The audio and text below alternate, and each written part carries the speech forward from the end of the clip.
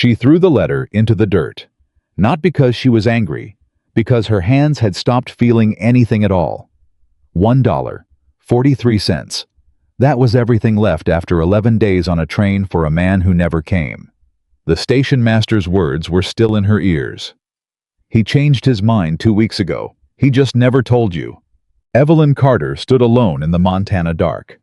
A wedding dress packed in her suitcase, and understood with the cold, quiet certainty of someone doing final arithmetic that not a single person on earth would notice if she simply vanished. Then she heard hoofbeats. If this story moved you, subscribe and tell me what city are you watching from. The station master at Birch Creek had seen a great many things in 22 years of working the same post at the edge of Montana territory. He had watched families arrive with nothing and build something worth keeping. He had watched men come west full of ambition and leave broken by the land. He had watched women step off trains with hope shining in their eyes, and he had watched that same hope dim sometimes slowly, sometimes all at once, like a candle caught by wind. But he had never watched a woman sit alone on the departure bench from sundown to midnight without moving a single inch. He told himself it was none of his business. He went back to his logbook. He filled in the departure times. He updated the freight records. He told himself again that it was none of his business. And then he walked outside because a man can only ignore his conscience for so long. "Miss," he said carefully, standing a few feet back, the way a person does when they are not sure whether they are interrupting grief or madness. "Last train heading east left an hour ago. There won't be another until Thursday morning." The woman on the bench looked up at him. She had brown eyes that had probably been warm once. Right now, they were the eyes of someone doing arithmetic in their head, calculating distances, calculating options, calculating how many ways a situation could get worse before it stopped. "I know," she said. "Is someone coming for you?" She looked down at the letter in her hands. It was folded and refolded so many times the creases had gone soft. She had been reading it since before the sun went down. "No," she said. "No one is coming." The station master cleared his throat. "We don't have lodging here, ma'am. Nearest town is Garnet Falls, about 4 miles east along the main road." "I know that too." "It's cold tonight. Temperature drops fast out here once the sun's gone." She looked at him, then really looked at him, and he saw something in her face that made him feel ashamed, though he could not have said exactly why. "Thank you for telling me," she said quietly. And she turned back to the letter. He went inside. He told himself there was nothing more he could do, and he was wrong. Her name was Evelyn Carter, and she was 31 years old, which in the year 1885 meant she was already considered past the useful age of marrying by most of the society she had grown up in. She had been born in Boston to a schoolteacher father and a mother who had spent her whole life apologizing for taking up space. Both of her parents were gone now. Her father from consumption when Evelyn was 19. Her mother from a quiet kind of grief 2 years after that. The kind of grief that doesn't get a name because it happens too slowly to be called a tragedy. After that, Evelyn had lived in her cousin Margaret's house on Alderton Street for nearly a decade. She had cooked. She had cleaned. She had managed Margaret's household accounts because Margaret's husband Gerald had the financial sense of a man who believed confidence was the same thing as competence. She had cared for Margaret's 3 children through 2 cases of scarlet fever and 1 broken arm. She had done all of this without being asked and without being thanked, because that was the arrangement, unspoken, clearly understood, and absolutely firm. Evelyn had a roof over her head. In exchange, she made herself useful enough to justify the roof. She had told herself for years that this was enough. She had told herself she was grateful. She had told herself that belonging to a household, even without truly belonging to the people in it, was better than belonging to nothing at all. And then, Margaret's oldest daughter. Eleanor had gotten engaged, and suddenly, there were going to be 2 women in one household competing for the role of the one who managed things, and Margaret had sat Evelyn down at the kitchen table one afternoon and said in her gentlest possible voice that perhaps it was time for Evelyn to find her own path. That was 6 months ago. The letter from Montana had arrived 3 months after that. Mr. Thomas Aldridge, a prosperous rancher in Garnet Falls, Montana Territory, was seeking a capable woman of good character to serve as his wife and helpmate. He had read her advertisement, the one Evelyn had placed in 3 different newspapers, because she had no other options, and pride was a luxury she could no longer afford, and he believed she might be exactly what he was looking for. He had written 4 pages. He described his ranch. He described the valley. He described the life he was offering, full of work, yes, but full of purpose too. He did not describe himself in much detail, which Evelyn had noticed, but chosen not to dwell on. He had sent money for the train fare. He had promised someone would meet her at Birch Creek Station on the 15th of October. Evelyn had written back within the hour. She had packed everything she owned into 1 suitcase and a traveling bag. She had sold 3 pieces of her mother's jewelry, not the locket she kept, the locket to supplement the train fare, and arrive with something in her pocket. She had traveled for 11 days. She had arrived at Birch Creek Station at 4:15 in the afternoon on the 15th of October, and she had sat on this bench for nearly 8 hours, because no one came. The station master told her the truth at 11:30 after he had run out of ways to avoid it. He came out again with his hat in his hands, which told Evelyn everything before he said a word. "Miss Carter," he said, "I have to tell you something." "Tell me." "Mr. Aldridge, the man you came to meet." He paused, twisted his hat brim. "He came by the station about 2 weeks back. Said he'd changed his situation. Said he wouldn't be needing the arrangement anymore." Evelyn felt the cold arrive before she understood the words. It moved through her chest, just like the temperature had dropped 10 degrees in a single second. "He changed his situation," she repeated. "That's what he said, ma'am." "Did he say anything else?" "He asked me to post a letter to Boston if anyone came." He reached into his jacket and produced an envelope. "To a Margaret Hargrove." Evelyn looked at the envelope. Her cousin's name was on the front, not hers. He had not even bothered to write to her directly. He had written to her cousin. He had assumed she was still living at Margaret's house, that she had someone to go back to, that she was a person with options. He had assumed wrong on every single count. She took the envelope from the station master because it seemed like the right thing to do, and she sat with it in her hands for a long time. "Is there a hotel in Garnet Falls?" she finally asked. "There is. The Timber House. Mrs. Pollard runs it." "How much for a room?" 35 cents a night, I believe. She does meals too for an extra dime." Evelyn opened her small purse and counted. $1.43. She had sold the last of her mother's jewelry, except the locket, for exactly enough to arrive here with dignity. 2 nights. Maybe 3 if she was careful with meals. After that she had nothing. No money to go back. No home to go back to. No person in the world whose first thought in the morning was whether Evelyn Carter was all right. She stood up. She picked up her suitcase. It was heavier than it should have been, because she had packed everything. Absolutely everything, because she had not planned on needing to pack again for a very long time. She said, "Thank you for being honest with me," to the station master, and she meant it. And she walked out into the Montana night. The road to Garnet Falls was a dirt track that followed the curve of the valley floor between stands of pine and open ground. In daylight it was probably navigable. In the dark, with the temperature dropping and no moon worth speaking of it, was 4 miles of cold and uncertainty. Evelyn walked. She counted her steps, the way she had learned to count other things the days until Margaret's next dinner party that needed organizing, the hours until Gerald's business associates arrived, and she needed to make herself invisible, the weeks and months and years of making herself useful enough to stay. She counted steps now because it gave her something to do with her mind, other than feel the full weight of where she was. At some point, she stopped counting. At some point, her legs simply stopped working, the way legs are supposed to work when they have been on a train for 11 days, and then sitting on a wooden bench for 8 hours, and then walking on a dirt road in the cold. She did not fall dramatically. She sat down.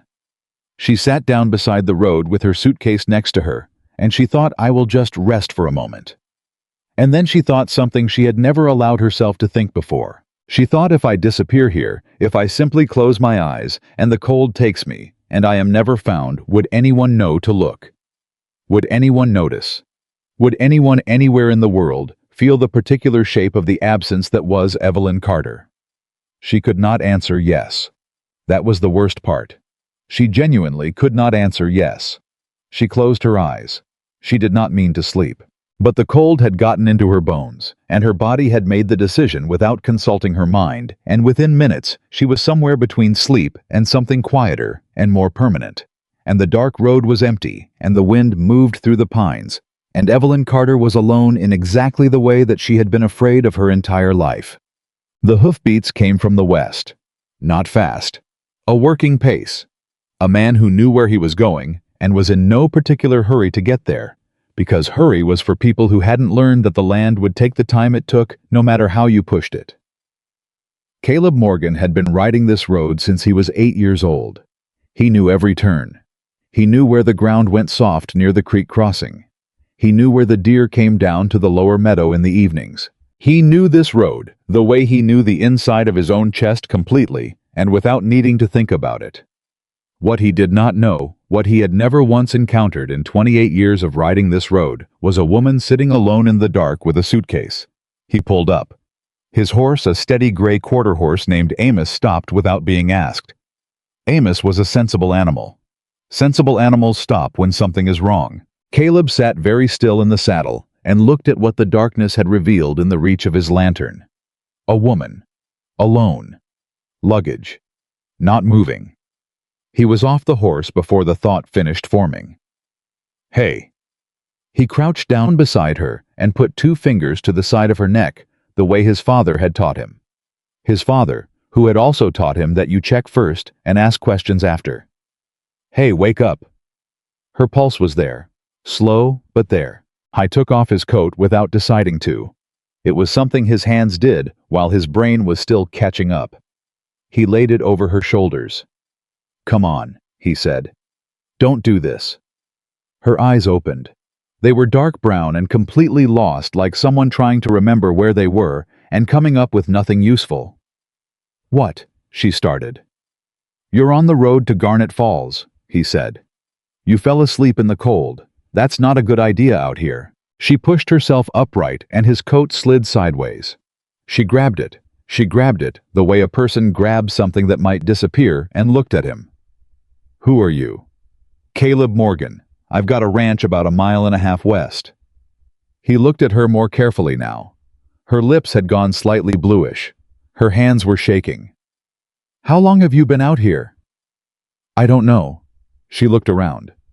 What time is it? Little past midnight. Something moved through her face. He couldn't name it exactly. It was the expression of a person doing a calculation and finding that the answer was worse than they expected. I need to get to Garnet Falls, she said. To the timber house. That's another 2.5 miles in that direction. He nodded east. You're not going to make it tonight. I'll be fine. You were unconscious when I found you. That stopped her. She looked at him, really looked at him, and he saw her weighing something. He'd seen people do this calculation before. It was the calculation of someone who had learned that accepting help came with a cost and who was trying to figure out if the cost was worth it. He waited. He was a patient man. Why did you stop? She asked. It wasn't a simple question. He understood that. She wasn't asking about the mechanics of stopping a horse. She was asking something larger. Something about why, in a world full of people who rode past problems that weren't their problems, a stranger had stopped for her. He looked at the empty road ahead. Because someone should have, he said. She stared at him. He stood up and extended his hand. My ranch isn't much for comfort, he said, but it's warm. You can ride with me, and I'll get you to Garnet Falls in the morning. Another pause, another calculation. I don't know you, she said. No. But you know that road isn't going to get any warmer, and you know your hands are shaking. He kept his hand out. And you know that falling asleep again out here tonight is going to go worse than it went the first time. A long silence. The wind moved. Amos shifted his weight and exhaled. And Evelyn Carter, who had spent her entire adult life trying to avoid being a burden, who had sold her mother's jewelry to arrive with dignity, who had been forgotten by a man who promised her a future, reached out and took the hand of a stranger. She did not speak much on the ride. He did not push her to. He had put her in the saddle and was walking Amos alongside the road close enough that if she started to fall, he'd be there far enough that she had the space she seemed to need. After a while, she said, "I came from Boston." "Long way," he said. "There was a man, a rancher. He sent for me." Another pause. "He wasn't there." Caleb said nothing. He had a rule about other people's painful stories. He didn't ask, and he didn't fill the silence with words that were only there to make himself feel less uncomfortable. He'd learned that the people who talked to fill silence were almost never the ones who needed it most. After another stretch of road, she said, "I spent everything I had to come here." Still nothing from him. "I don't have family to go back to." Her voice didn't crack. He gave her credit for that. "I don't have—" She stopped. "I'm sorry. You don't need to hear this." "I didn't say that." She looked down at him from the saddle. "I just meant—" "I know what you meant." He kept his eyes on the road. "You're used to apologizing for existing in someone else's space. You don't have to do that here." She was quiet after that, but it was a different kind of quiet.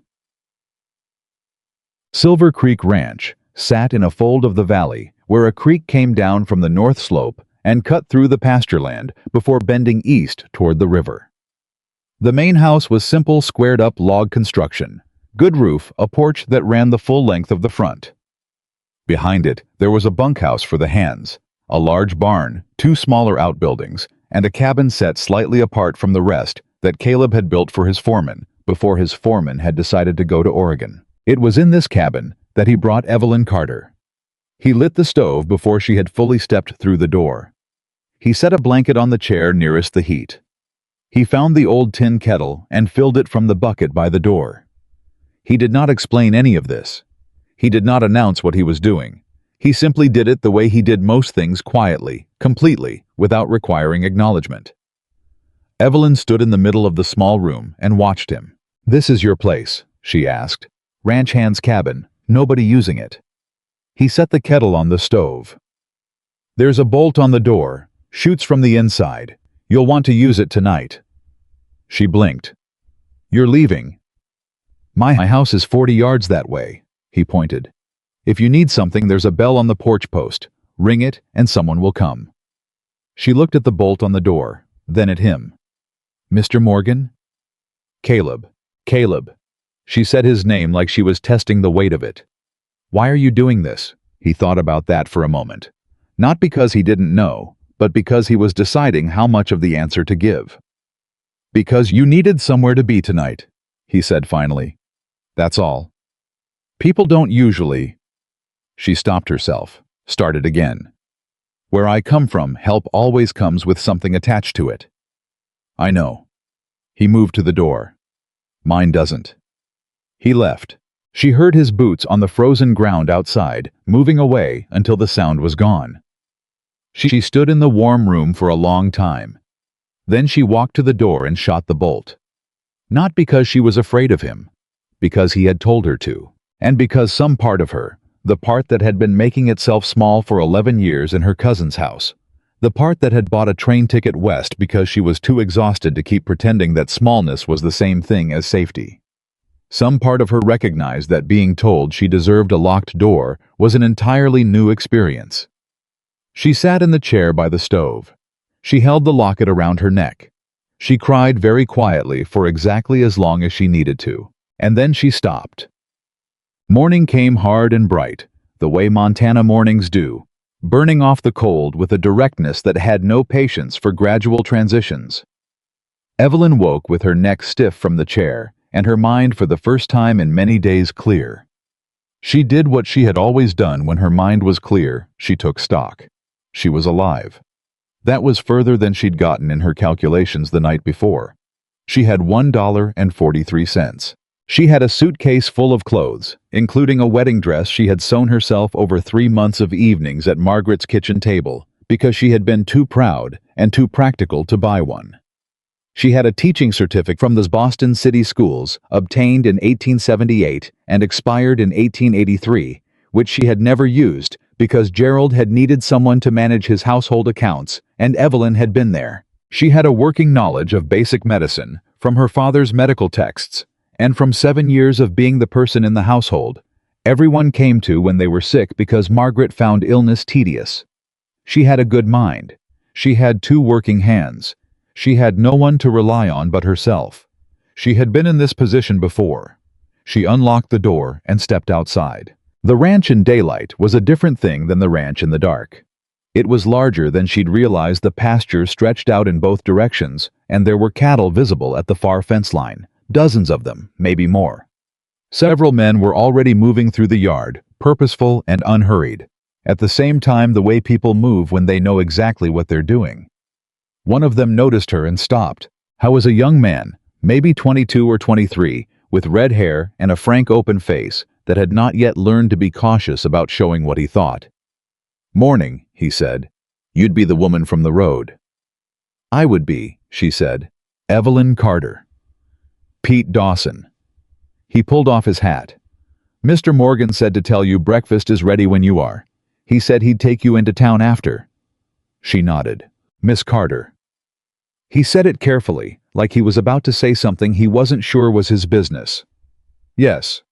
That man Aldridge, the one you came for." He looked at his hat brim. "Everyone around here knows who he is. I just wanted to say—" He stopped. "He's not a good man, and his not coming for you, I don't think that says anything about you." She looked at him.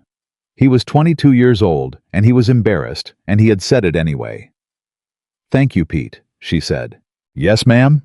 He put his hat back on. "Kitchen's through that door there." Caleb Morgan was not in the kitchen. He was at the table outside, eating standing up with a plate balanced on the porch rail, the way a man eats when he is not accustomed to setting the table for company. She took her own plate and sat on this porch step. He looked at her sideways, the way he seemed to look at most things, not directly, but completely.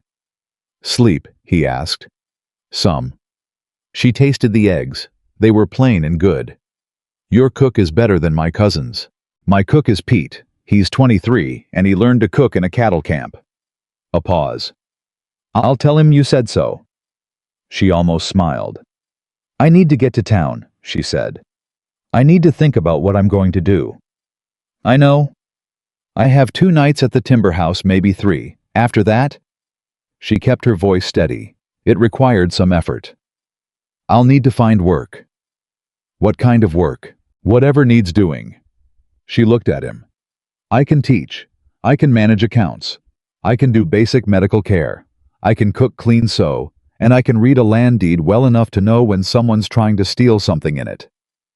Something shifted in his expression, very slightly, like a door that moved an inch without opening.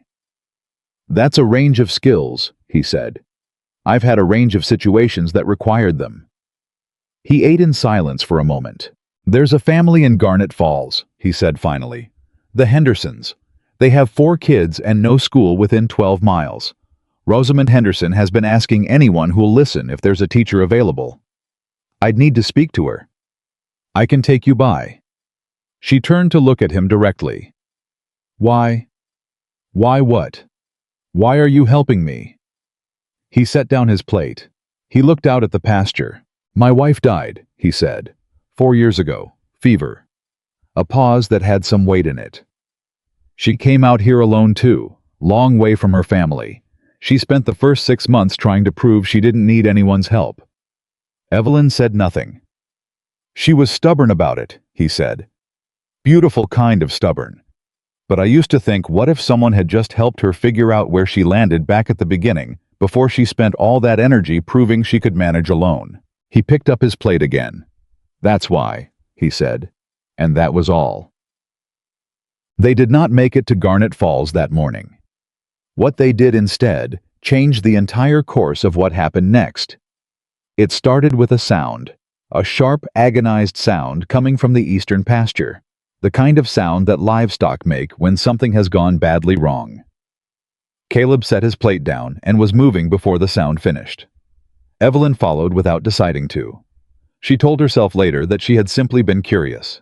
What she found in the eastern pasture was one of the ranch hands, a man in his late 40s named Walt, who had been with Caleb for 6 years on the ground with his leg at an angle that told her immediately and clearly that the bone had gone through wrong. 3 men stood around him. They all looked at Caleb. Caleb was looking at the leg. "Horse came down on it," one of the men said. "Twisted when it went. We need to get him inside." "You move him wrong, you'll make it worse," Evelyn said. Everyone looked at her. She was already crouching next to Walt, her hands moving with a certainty she hadn't felt in years, because this she knew. She had set her father's broken wrist when he'd fallen on the ice. She had treated a kitchen maid's compound fracture when Gerald's doctor had been unavailable for 3 days, and someone had to do something.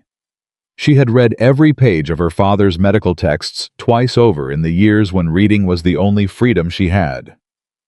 "What's your name?" she asked Walt. "How is Gray with pain?" "Walt Greer." "Walt, I'm Evelyn. I'm going to need you to stay very still while I look at this. Can you do that?" "Is it bad?" She looked at the leg. "It's not good. But bad and unfixable are 2 different things." She looked up at Caleb. "I need 2 straight boards about this long." She held her hands apart. "And rope. And cloth, clean cloth if you have it." Caleb looked at her for exactly 1 second. Then he said, "Pete, you heard her." She worked for an hour. She set the break as cleanly as she could, given the equipment she had. She splinted it properly and tight. She gave Walt clear instructions about what he could and could not move, and why in terms plain enough that even a man fighting through pain could follow them. When she stood up, her hands were shaking slightly, not from fear, but from concentration held too long. Caleb was standing a few feet back, watching. "Where did you learn to do that?" he asked. "My father's medical books." She wiped her hands on a cloth. "And necessity." "There's no doctor in Garnet Falls," he said. "Dr. Hemming moved to Helena in the spring. Nearest one now is 2 hours east." She looked at him. "I'm not a doctor," she said carefully. "I know." He looked at Walt, who had gone from gray to something more like ordinary exhaustion. "But you did that better than anyone around here could have." She said nothing. He looked at her. "I have a proposition," he said. "I'm listening." "Stay." Not as a not the way Aldridge wanted. He said the name like something he'd rather spit out. "As someone who can help run this place properly. I've got workers who need medical attention I can't give them. Ranch accounts that haven't been organized in 2 years because my foreman went to Oregon and took his orderly mind with him. And those Henderson children who need a teacher." She stared at him. "You'd pay me," she said. It was not a question. She needed it to be a fact. "Fair wage, same as I pay any skilled worker. I'd have the cabin. It's not being used. And I work for myself, not for you. I make my own decisions about how I do my job." Something that might have been the beginning of a smile crossed his face. It was brief. It was gone almost before it arrived.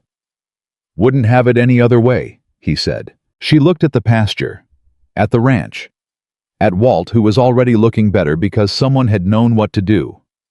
She thought about the timber house, and 2 nights, and $1.43.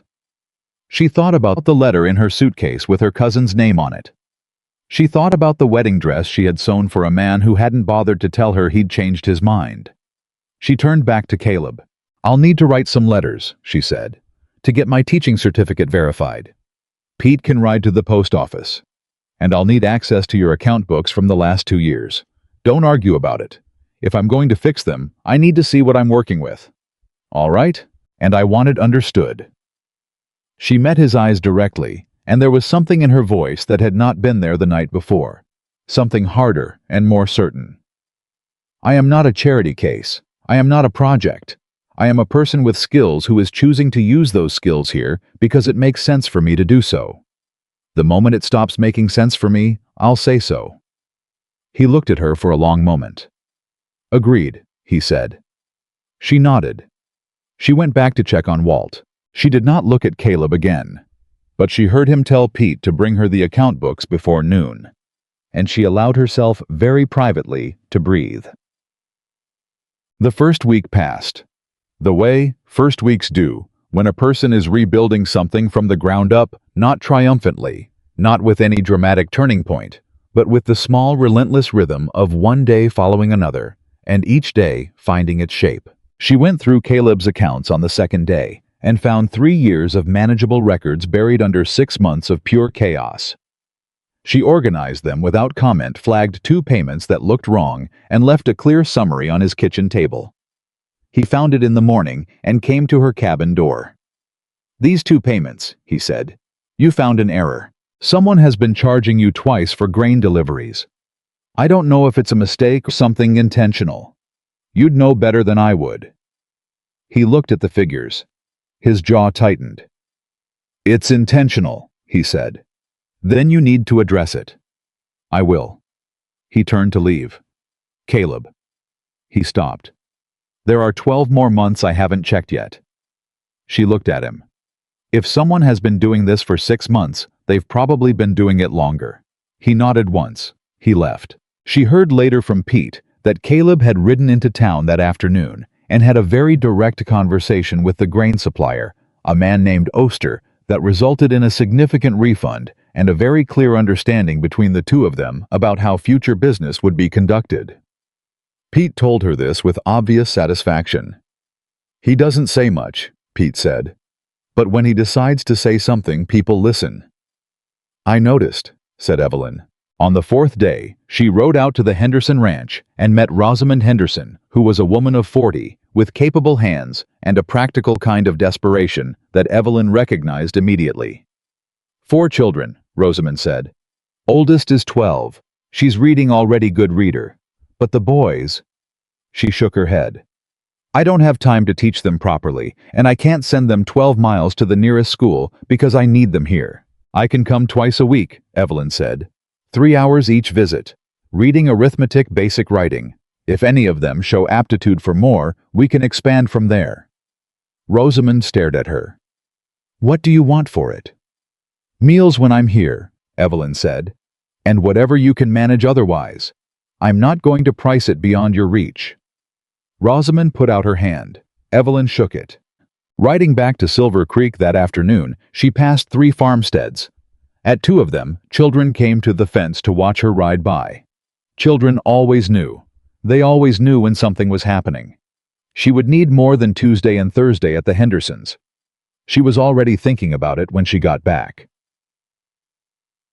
On the 7th day, she met Richard Holloway for the first time. She did not know who he was. That was about to change. He arrived at Silver Creek on a fine horse with 2 men behind him and a manner that announced itself before he opened his mouth. He was perhaps 50, well-dressed for frontier standards, with a round, satisfied face and eyes that moved over everything like a man calculating price tags. Evelyn was at the porch table with the account books when he rode in. He looked at her. She looked at him. "You must be the woman from the station," he said pleasantly. "I've been hearing about you." "Is that right?" she said. She did not stand up. He smiled. "Richard Holloway. I own the Holloway Land Company, biggest outfit in this part of the valley." He said it the way a man says something he has said many times and still enjoys saying. "I'm looking for Caleb Morgan." "He's out on the South Range," she said. "I can tell him you came by. I'll wait." He said it like the decision was already made. He looked around the yard. "This is a fine operation. Caleb keeps it up well." A pause just long enough. "Though it must be difficult out here alone like this. A man without anyone to help him think through decisions." She looked at him. She kept her face very neutral. "I'm sure he manages," she said. Holloway smiled again. It was a smile that had learned to look friendly without ever actually being friendly. "I'm sure he does," he said. "With the right kind of help." He looked at her one more time, a slow assessing look that she recognized immediately and that made her think of every man she had ever met, who looked at women the way land surveyors looked at acreage, and then he turned to wait for Caleb. She picked up her pen. She went back to the account books, but she watched him from the corner of her eye, the way you watch something you don't trust, and she noted that both men behind him had moved to positions on either side of the yard entrance without being told to.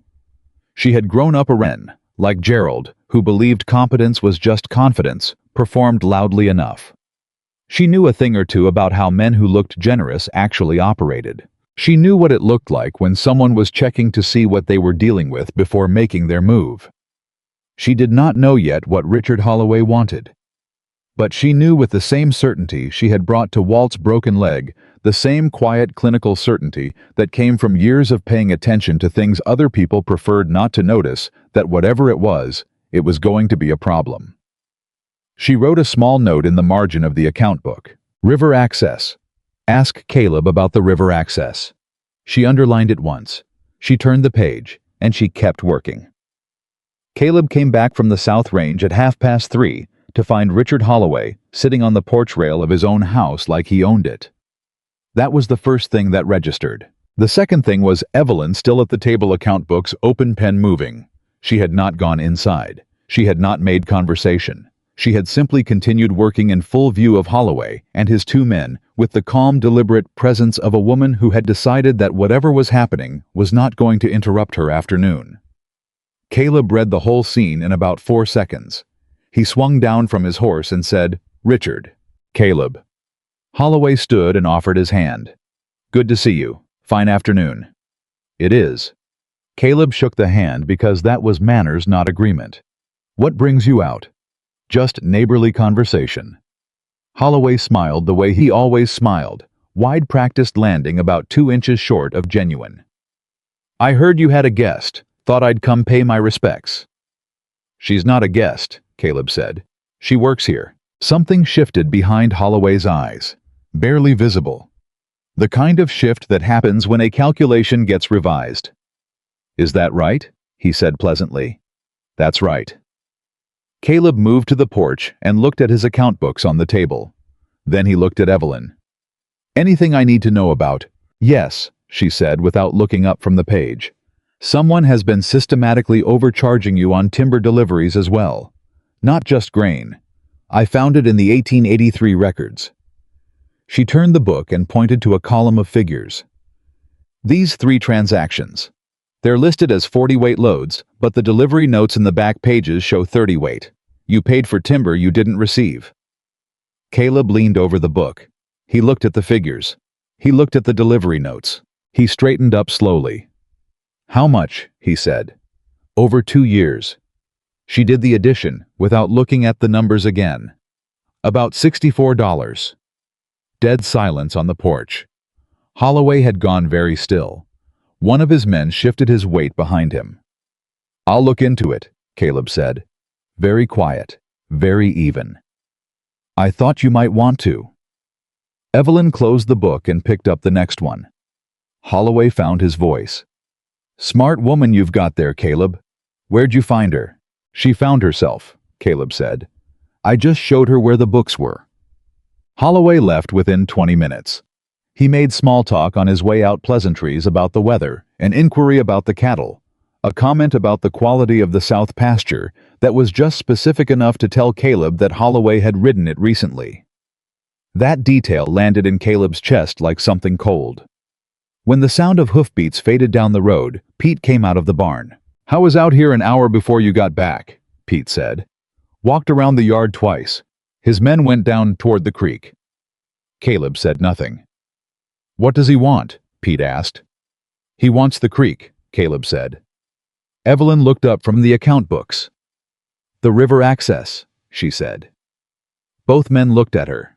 She opened the small flap of the account book and showed Caleb the note she had written in the margin. "River access. Ask Caleb about the river access. I wrote that when he arrived," she said. "The way he looked at the property. He wasn't looking at the house or the livestock. He was looking at the layout, where things sat in relation to other things." She paused. "Men who want to buy land, look at the land. Men who want to take land, look at access." Pete made a sound that was somewhere between impressed and uneasy. Caleb looked at the note for a long moment. "Silver Creek feeds into the Garrison River," he said.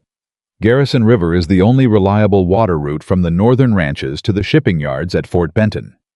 Whoever controls the creek access controls the shipping route for about 30 miles of ranch country." "And that's you," she said. "That's me," Has been since my father filed the claim in 1861. Has anyone challenged it?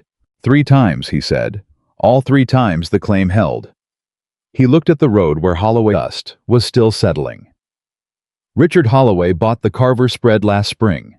That puts him directly north of my boundary line. He's been picking up land parcels piece by piece for 2 years. Evelyn was quiet for a moment. How many of those timber and grain overcharges can you trace to suppliers Holloway has connections to? She asked. Caleb blinked. Pete said, "She's asking if someone was bleeding you on purpose." "I know what she's asking." Caleb looked at her. "You think someone's been draining cash out of this ranch deliberately. I think $64 in timber you didn't receive is a lot to chalk up to bookkeeping errors," she said. "And I think a man who wants to force a sale has more ways to apply pressure than just making an offer." She set the pen down.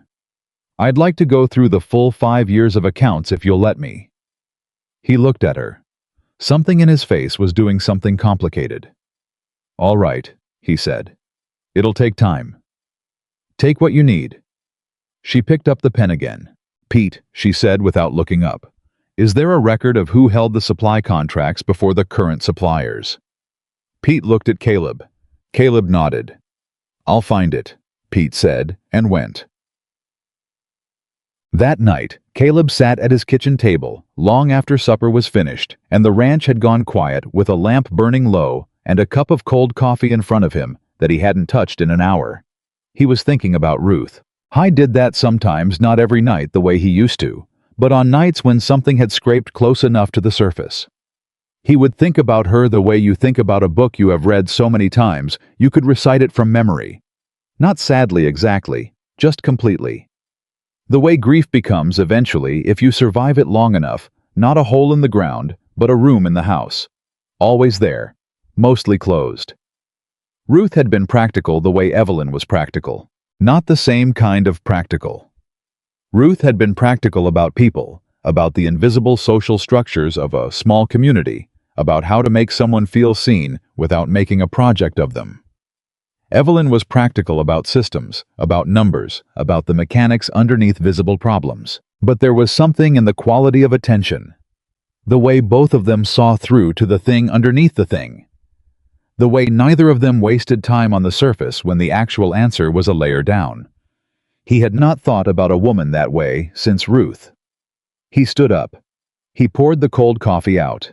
He told himself he was being foolish. Evelyn Carter had been on this ranch for 1 week. She was a woman rebuilding her life from the ground up through nothing but her own capability and a necessity that would have broken a weaker person. She did not need a lonely rancher with a closed-off heart, adding complications to an already complicated situation. He went to bed. He did not sleep for a long time. The accounts told a story.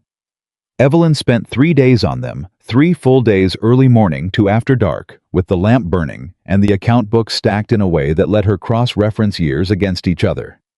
She asked Pete questions. She asked the other ranch hands questions.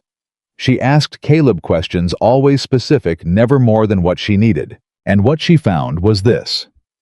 Over the past 4 years, Silver Creek Ranch had been losing approximately $80 to $100 per year through a pattern of small deniable overcharges, delivery shortfalls, and service fees that had no corresponding service.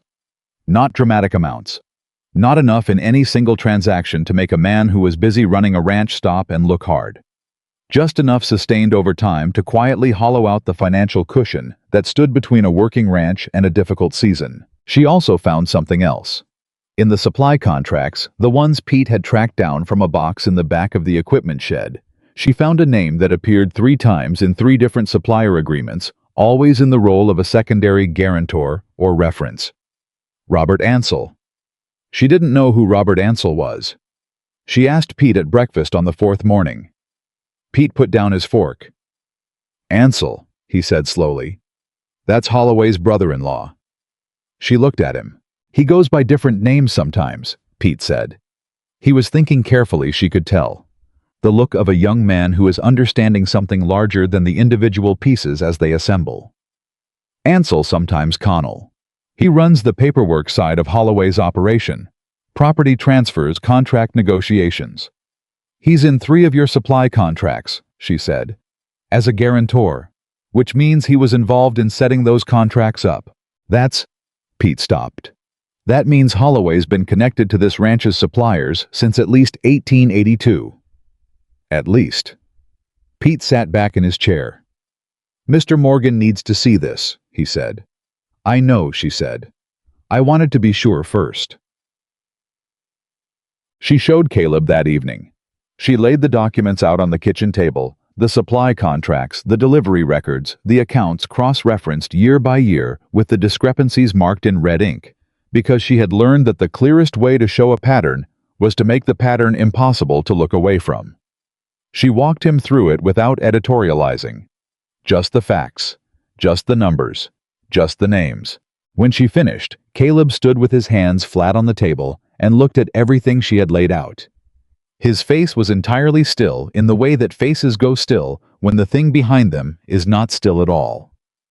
4 years, he said. At minimum. The 1881 records are incomplete, so I couldn't go further back with confidence. 4 years. He said it again, quieter. Not to her, to himself. The way you say something when you are trying to make it fit inside your understanding of what you thought you knew about the world. Caleb. He looked at her. This isn't going to end with the accounts, she said. A man doesn't build a 4-year pattern of financial pressure just to let it sit. He's moving toward something. The question is how much time you have before he makes the next move. I wants to make an offer, Caleb said. Force a sale when I'm weak enough that the offer looks reasonable. That would be my estimate. He pushed back from the table and walked to the window. She waited. My father built this ranch from nothing, he said. He filed that creek claim when Montana was still a territory and nobody knew what it was worth. He used to say the land was the one thing that couldn't leave you if you treated it right. A pause. He was wrong about a few things. He wasn't wrong about that. She said nothing. I'm not selling, he said. Not to Holloway, not to anyone. Then you need a lawyer who knows territorial land law, she said. And you need to document everything I've found properly before any of it has a chance to disappear. He turned from the window. Do you know anything about territorial land law? He asked. No, she said. But I know how to find out what I don't know. And I know that somewhere in Garnet Falls, there is at least one person who does. Something crossed his face, that brief, almost invisible shift that she was beginning to recognize. Not quite a smile. Something that lived in the same neighborhood as a smile and had occasionally been known to visit.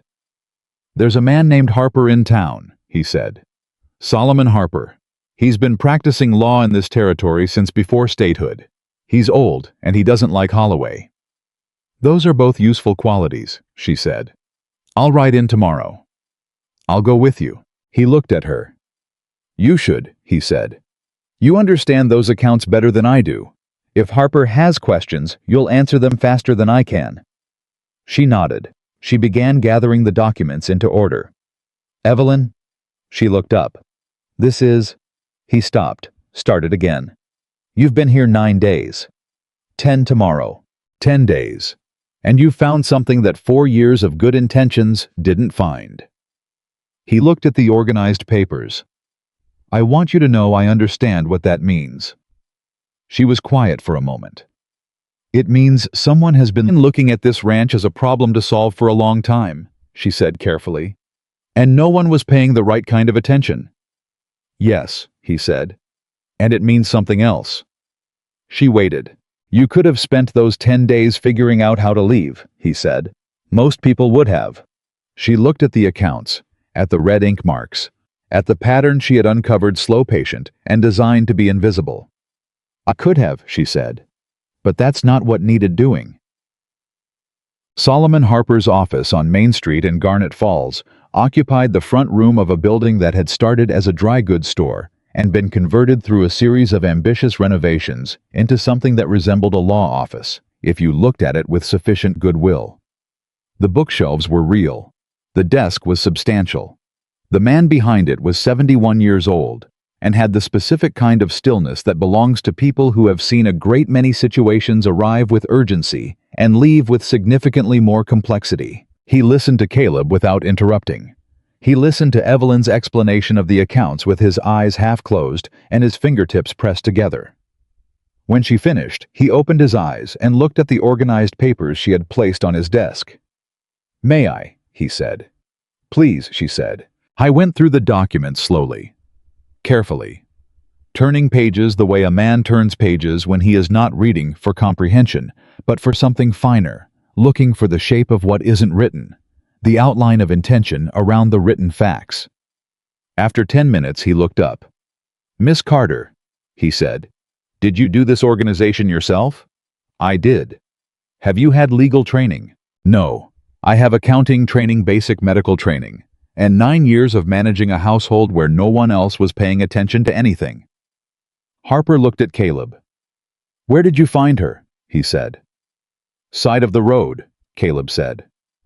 Harper made a sound that was somewhere between a laugh and a verdict. "All right," he said. He leaned forward. "What you have here is not enough to bring a fraud case. Not yet." Holloway's man Ansel was listed as a guarantor, which is legally ambiguous. It could be argued as legitimate business connection rather than coordinated interference. Evelyn had expected this. "What would make it enough?" she asked. "Pattern evidence," Harper said. "Specifically, if you can demonstrate that the overcharges followed a deliberate sequence, that they increased in size and frequency during periods when the ranch was under additional financial strain, that suggests coordination rather than coincidence." He tapped the documents. "You found the pattern. What you need is the mechanism. Who gave the instructions? How the communication happened?" "The suppliers would know," Caleb said. "The suppliers would know," Harper agreed. "And the suppliers would not tell you. Unless—" he paused. "Unless they were given a compelling reason to prefer your side of this situation over Holloway's." Evelyn said, "What kind of compelling reason?" Harper looked at her with the expression of a man who had just revised his estimate of someone upward. "The kind that comes," he said carefully, "when a supplier realizes they are not just a participant in a scheme, but potentially a legal target.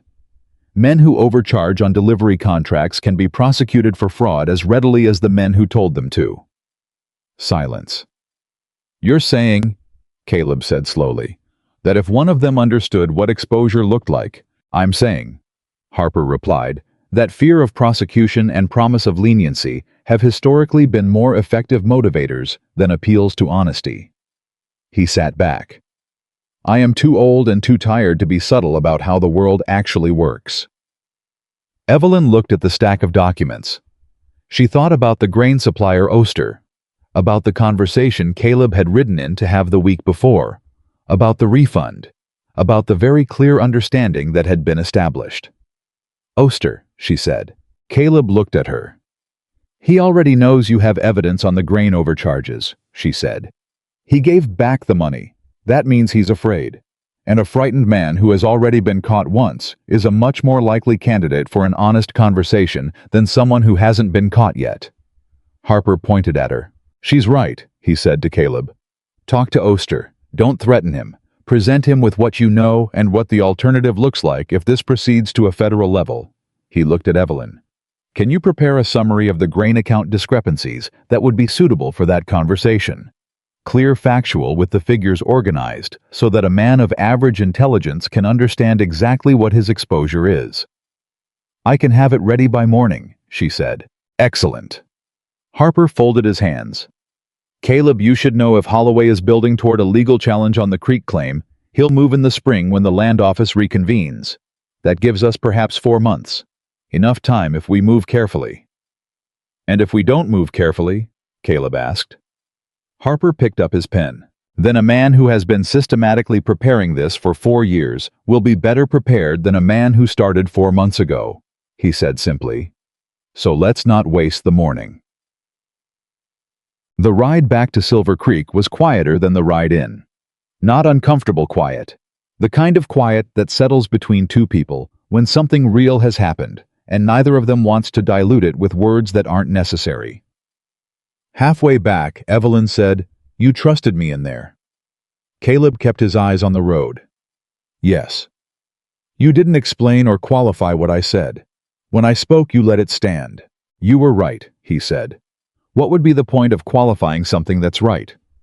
She thought about that. Most men I've known, she said carefully, when a woman says something accurate, they repeat it, so it sounds like their idea. Most men I've known, he said, are idiots. She laughed. It surprised her. It surprised him too. She saw it in the slight sideways look. He gave her the almost startled expression of a man who had not expected that sound in that moment and found that he was glad of it. The laugh faded. She looked at the road. "Can I ask you something?" she said. "You can ask." "The woman you mentioned, your wife." A beat. "Ruth," he said. "Ruth." She said the name carefully, the way you say the name of someone who deserves the weight of it. Did she know about the creek claim, the value of it? "She knew everything about this ranch," he said. "She kept different books than I did, better ones." A pause. "I put them away when she died. Couldn't—" He stopped.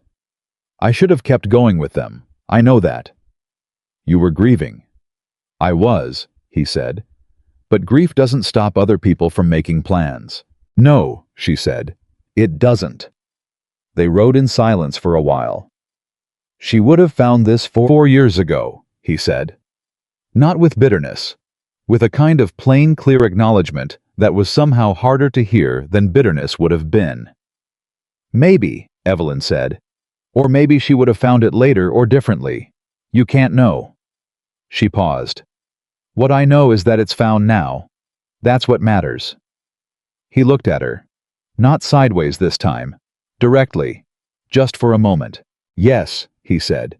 "It is." And then the road curved, and the ranch came into view, and Pete was at the fence waving at them with an expression that meant something had happened, and the moment closed over itself and moved into the past. And what waited at the fence was the next thing, which was, as it turned out, going to be considerably more complicated than either of them had planned for. Pete was not alone at the fence. Standing beside him was a woman Evelyn had not seen before, mid-40s, well-dressed by local standards, with a sharp face and careful eyes, and an expression that was doing a great deal of work to appear casual. Behind her stood a younger woman, perhaps 20, who had the look of someone who had been instructed to say nothing and was finding the instruction difficult. Caleb pulled up. "Caleb," Pete said carefully. "Mrs. Elaine Forsythe, from town." Mrs. Forsythe stepped forward. She smiled at Caleb. It was a specific kind of smile, warm, measured, and carrying something underneath it, like a tray carrying a very full cup. "Caleb," she said. "It's been too long. I heard you went into town today, and I thought I'd missed you." She glanced at Evelyn with the precise, calibrated glance of a woman taking inventory. "And this must be the woman everyone's been talking about." Evelyn said nothing. She climbed down from her horse. She was dusty from the ride. Her hair needed attention. She was holding a leather folder of legal documents, and she had ink on her right hand from the morning's work. "Evelyn Carter," she said. "How do you do?" Mrs. Forsythe's smile recalibrated. "Charmed," she said. Then back to Caleb. "I actually came to bring a message. From Richard Holloway. He wanted me to pass along—" She produced a sealed envelope from her bag, his formal interest in a meeting.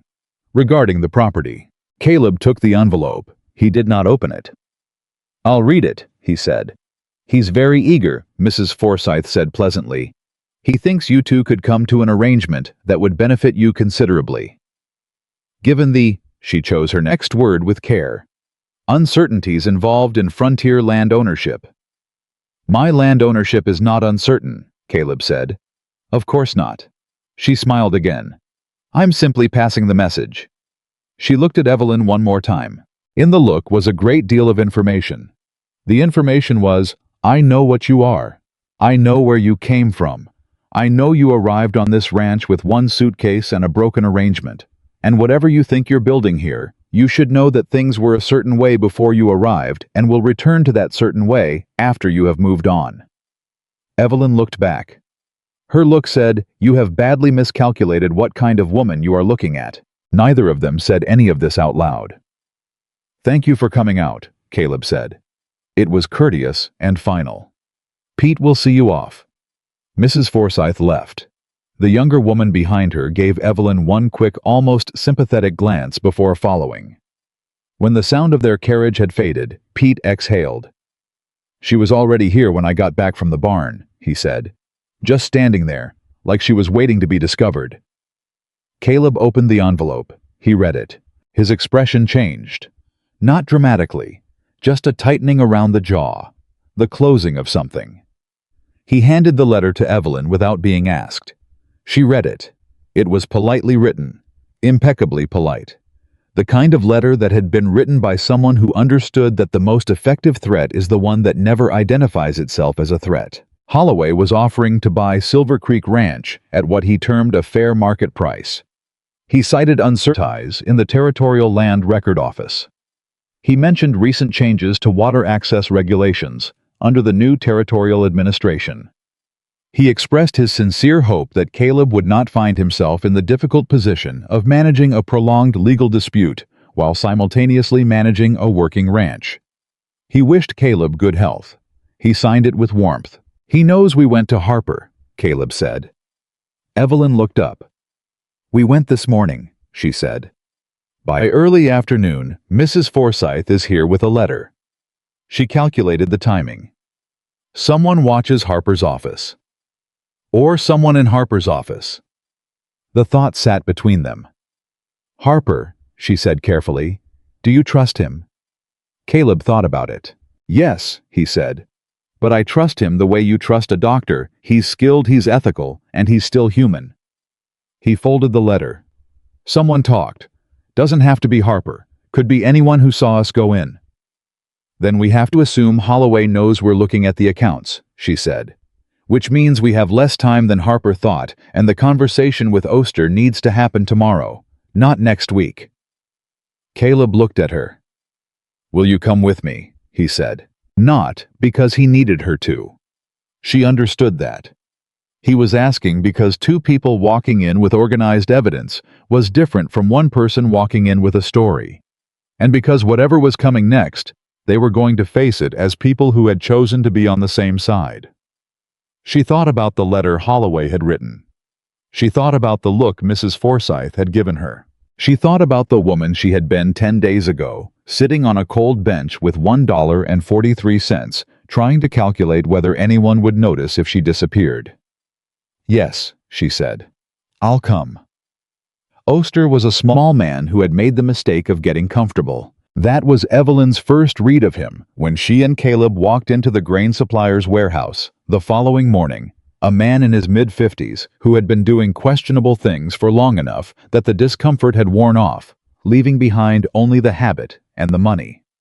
He had a careful face, the face of a man who had learned to look like he wasn't thinking what he was thinking. He recognized Caleb immediately. He looked at Evelyn and did not recognize her, which was fine. She preferred it that way. "Mr. Morgan," Oster said. His voice had the specific quality of someone deciding in real time how worried to be. "Wasn't expecting you." "No," Caleb said. "I know." He stepped aside. Evelyn set the leather folder on the nearest table and opened it. "Mr. Oster," she said, "my name is Evelyn Carter. I've been reviewing Silver Creek Ranch's account records for the past 10 days. I'd like to walk you through what I found." Oster looked at Caleb. Caleb looked back at him with the absolute patience of a man who had decided the outcome of this conversation before he walked in the door. Oster looked at Evelyn. "I don't know what you think you found," he started. 4 years of grain delivery shortfalls," she said. Not unkindly, factually, the way a doctor names a diagnosis. 30 weight deliveries billed as 40 weight, 17 separate transactions, a total discrepancy of approximately $41. She turned a page. "I also found in 3 of those delivery contracts the name of Robert Ansell listed as a secondary guarantor. I know who Robert Ansell is. I believe you know who he is too." The color in Oster's face did something interesting. "I don't know what arrangement you think, Mr. Oster." She looked at him steadily. "I'm not here to argue with you about what you know. I'm here to give you information about what happens next, so that you can make an intelligent decision." She paused. "Caleb has already spoken to Solomon Harper." The documents I've prepared are going to be submitted to the Territorial Land Office as part of a fraud investigation. When that investigation begins, it will look very carefully at everyone involved in the pattern of overcharges, including suppliers. Silence. A specific kind of silence, the kind that lives in the half-second between a man's old story about himself and the moment he realizes that story isn't going to hold. Fraud is a federal matter in territorial jurisdictions, she continued. The penalties are significant, more significant than whatever arrangement you have with Robert Ansel. Oster's jaw moved without producing sound. I want to know, she said, how the instructions were communicated to you. Specifically, who told you what amounts to charge and when? Oster looked at Caleb. Caleb said, she's asking you a question. If I... Oster stopped. Looked at the documents. Looked at the figures she had marked in red. If I cooperate with something like this, there are people who would... Mr. Oster, she said, the only people who can actually hurt you right now are the ones in this room. And we are offering you something Holloway is not. She leaned forward slightly. We are offering you the choice. The warehouse was quiet around them. Oster stared at the table. He stared at the numbers. And then slowly, the way a man sets down something he has been carrying too long, he started to talk. He talked for 40 minutes. He named names. He described the system how Ansel had approached him in 1882 with a proposal framed as a standard business arrangement that became clear over time was designed specifically to drain Silver Creek's finances. He described the schedule overcharges timed to coincide with seasons when the ranch was already stretched, when a shortfall in operating cash would feel like the natural pressure of a hard year rather than the result of deliberate interference. He described 2 other suppliers who had been approached with similar arrangements. He described a meeting he had attended at Holloway's property in the summer of 1883, where Holloway had laid out his intentions for the creek access in terms that left no ambiguity about what he was building toward. Evelyn wrote everything down. She wrote fast, clearly, and completely. She did not react to any of it. She asked clarifying questions in the same level tone she had used throughout, because she understood that a witness who is made to feel judged stops talking, and Oster still had information she needed. When he finished, she organized what she had written, dated it, and placed it in front of him. I need you to sign this, she said. It's a summary of what you've just told us. It's accurate. If anything I've written is wrong, tell me and I'll correct it. He read it. It took him a while. He signed it. When they walked out of that warehouse, Caleb was quiet for a full minute. Then he said, You were remarkable in there. She said, I was practical. Those aren't different things. She tucked the folder under her arm and looked at the road ahead. We need to get this to Harper today, she said. And we need to find out which of the other 2 suppliers is more likely to talk. The timberman, Caleb said immediately. Briggs. He and Holloway had a falling out last year over a different deal. He's not loyal. Then Briggs next, she said. They went. By the end of that day, they had 2 signed statements. By the end of that week, they had 3. Harper received the documents with the quiet satisfaction of a man who had been waiting for a particular kind of evidence and was now looking at it on his desk. He read everything. He organized it in his own way, which overlapped with, but was not identical to Evelyn's organization, and which she watched carefully, so she could understand how a legal mind structured the same information differently from an accounting mind. This is enough to file, he said. Not enough to guarantee a verdict, but enough to file and enough to make Holloway's legal challenge to the creek claim significantly more complicated.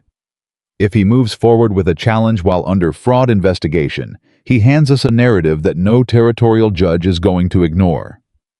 Will he know you've filed? Caleb asked. He'll know within 48 hours of filing. That's the nature of these things. Harper looked at them both over his reading glasses. Which means you need to be prepared for him to move before then. He's been patient for 4 years. Patient men who feel cornered stop being patient. Evelyn thought about that on the ride back. She thought about the letter, about Mrs. Forsyth, about the 2 men who had positioned themselves at the yard entrance without being told to. She thought about the creek, about 30 miles of ranching country, and what it meant to control the water route. She thought about what a cornered man with resources and no patience looked like in action. She thought, we are not ready. And then 3 days later, the fire started. It was Pete who smelled it first. He woke Caleb at 2 in the morning with a single word, fire, and by the time Caleb was out the door, the eastern hay barn was already burning in a way that told him the fire had not started from a lantern falling or a coal escaping. It had started from multiple points simultaneously, with the specific speed and reach of something that had been given help. Evelyn heard the shouting from the cabin. She was outside in less than a minute. The heat hit her before she reached the yard, a wall of it, angry and enormous. 3 of the ranch hands were already at the well working the pump. Pete was running from the bunkhouse with 2 others. Someone was shouting about the horses in the adjacent corral. She looked at all of it at once. She made a decision in 4 seconds. She did not run toward the fire. She ran toward the family. Because there was a family on this ranch. Something she had discovered in her 3 weeks here. A ranch hand named Daniel Reyes, who lived in the far corner of the bunkhouse with his wife Clara and their 2 young children. Clara was 8 months pregnant. The bunkhouse was 40 feet from the burning barn. Embers were already landing on its roof. Evelyn ran.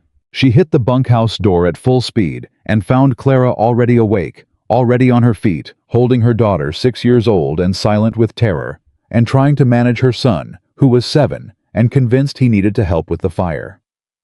Out, Evelyn said. Right now, both children, take nothing. The box under the bed, Clara started. I'll get it. Children first. Go to the north side of the main house and stay there. The baby is safer outside than here. Go. Clara went. Evelyn pulled the box from under the bed. Small wooden, the kind of box that held documents and money, and the irreplaceable paper evidence of a family's existence. She tucked it under her arm. She checked the room. She got out. On her way back through the yard, she stopped at the supply shed, because the supply shed held the ranch's medical stores, and if anyone was going to get burned tonight, they were going to need those stores, and she was the only person on this ranch who had thought about that yet. She got the supply box. She set it and the family's document box at the north wall of the main house where Clara and the children were huddled. She went back. The barn was fully involved now. The heat was savage. The ranch hands had formed a line between the well and the barn and were doing what they could, but the barn was gone. Everyone understood that. What mattered was the corral fence, the adjacent equipment shed, and the bunkhouse roof. Caleb was at the corral fence working alongside Pete and 2 others to move the horses further from the heat. He looked up when she appeared beside him. Clara and the children are at the north wall, she said. I have the medical stores. What do you need? That fence post is burning, he said. If it goes, the horses. She looked at the post. She looked at the water bucket beside her. She picked it up and threw it directly at the post without waiting for further discussion. It wasn't enough. It bought 30 seconds. But 30 seconds was enough for Pete to get the gate open and Caleb to move the last 2 horses through. They worked for 2 hours. By the time the barn had burned itself down to something manageable, they had saved the bunkhouse, the equipment shed, and every animal on the property. 2 men had burns on their hands and forearms. One had a deeper burn on his shoulder from a falling ember. Evelyn treated all 3. She worked by lantern light at the north wall with the medical stores she had pulled from the shed with Clara beside her, holding the light steady and occasionally handing her things with the sound of the dying fire 50 yards away, and the smell of smoke so thick in everything that she would smell it for days. She treated the burns methodically. She talked the men through each step, not because they needed the comfort, but because it kept them still, and stillness was what she needed. When she finished, she sat back on her heels. Her hands were shaking. Not the fine tremor of fear. The full-body exhaustion shake of someone who has been operating on pure concentrated necessity for 2 hours and has now run out of necessity to concentrate on. Caleb crouched down beside her. "Are you hurt?" he said. "No." She looked at her hands. "I'm fine." "You ran into the bunkhouse." Clara couldn't manage both children and the stairs. "You went back for the supply stores. Someone was going to need them." She looked up at him. 3 people did. He looked at her for a long moment. "You could have been hurt," he said. "So could you," she said. "So could everyone here."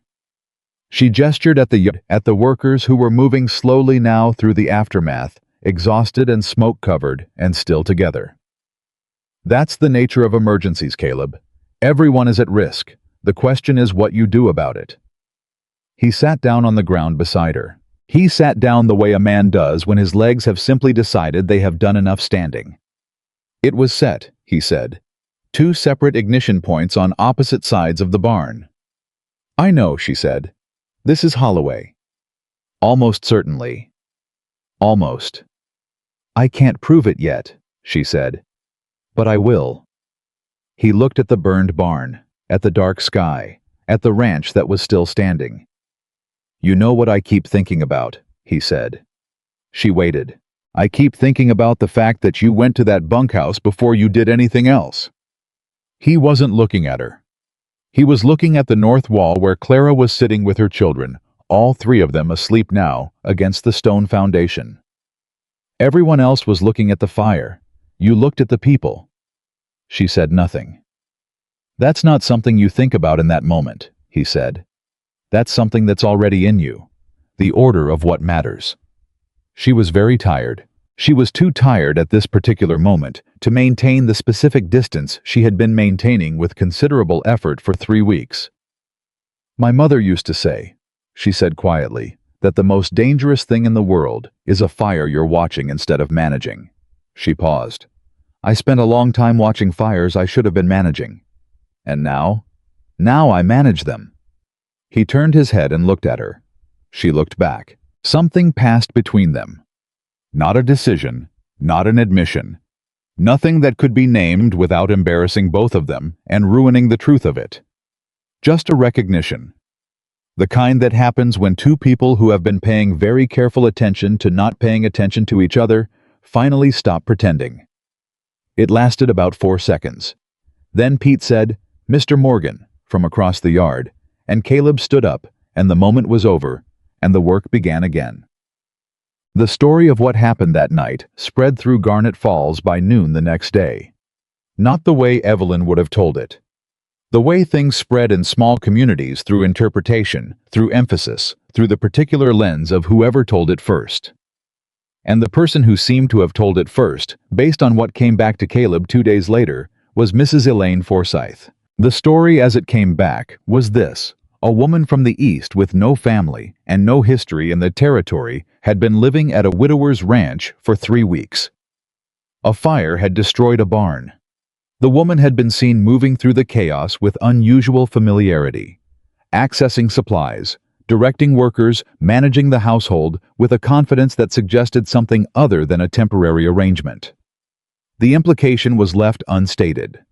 The implication didn't need to be stated. Pete told Caleb over breakfast. He told him in the tone of a man who is furious on someone else's behalf and is trying to be measured about it. Caleb's expression did not change. "Who's saying it?" he said. "Mrs. Forsythe is the one who seems to have started it, but it's Alderman Pierce who's carrying it. He's on the town council and he's friendly with Holloway." Pete set down his cup. "They're calling her a schemer, saying she came out here on purpose. That the arrangement with Aldridge was a—" He stopped. "That she planned to be abandoned at the station so she'd end up here." The silence was complete.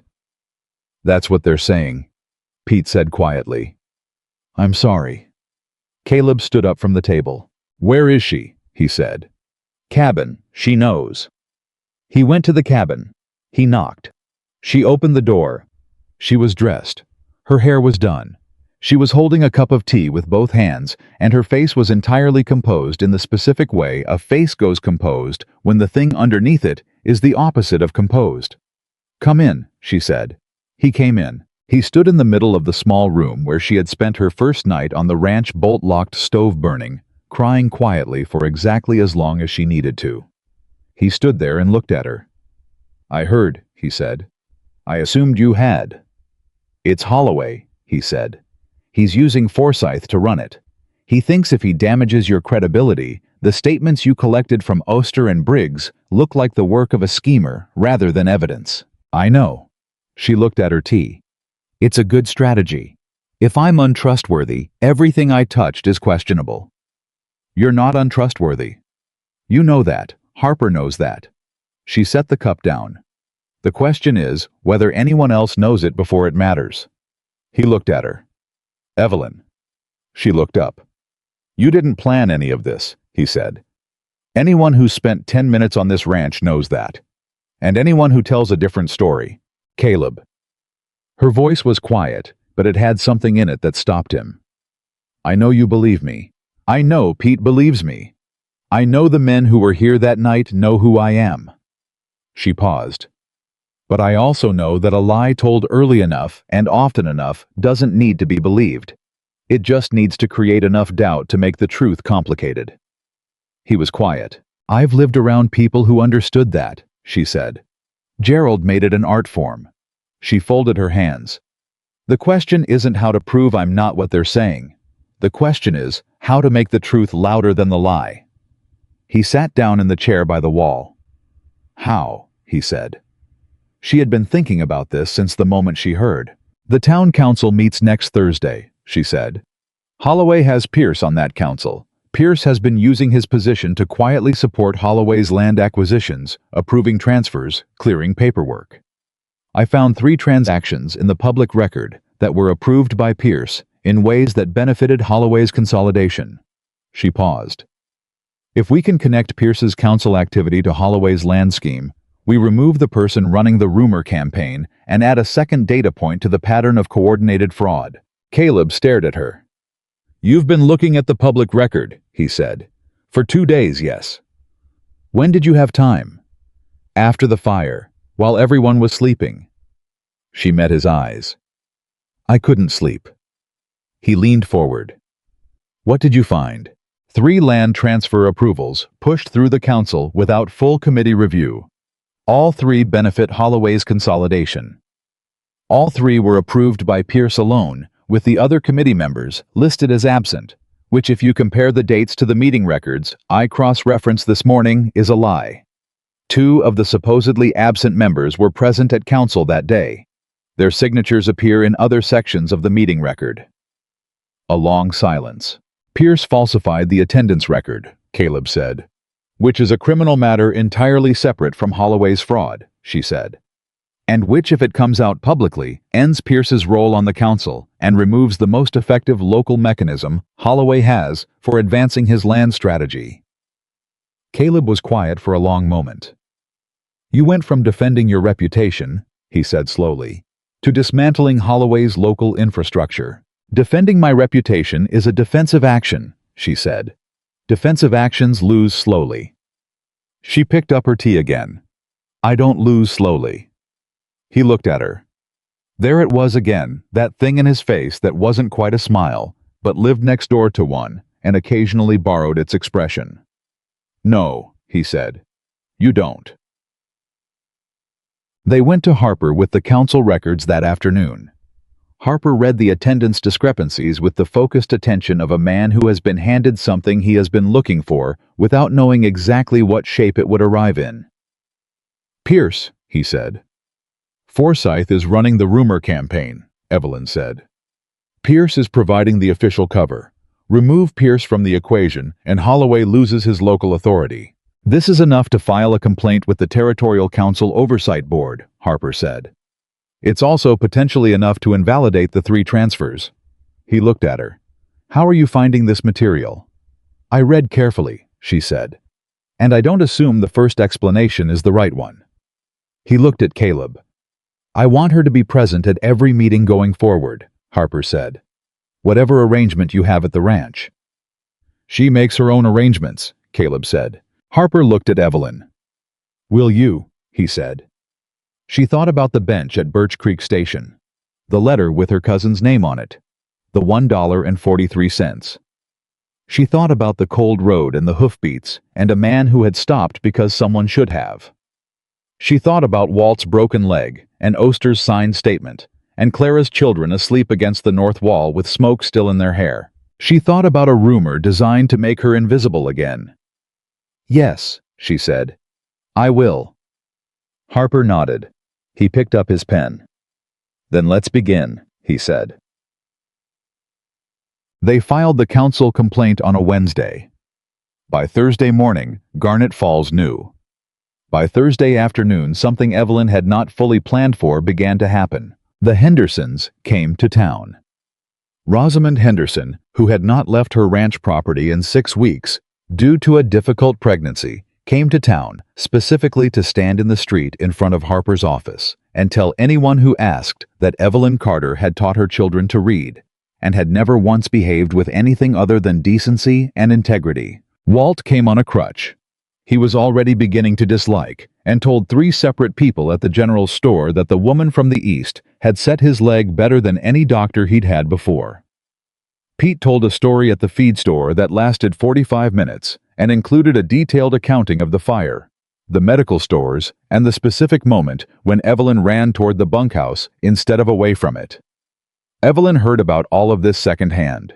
She was in Harper's office when Pete's story reached her, relayed by Harper's clerk with an expression of someone who has just witnessed something that confirmed a belief they had held privately for some time.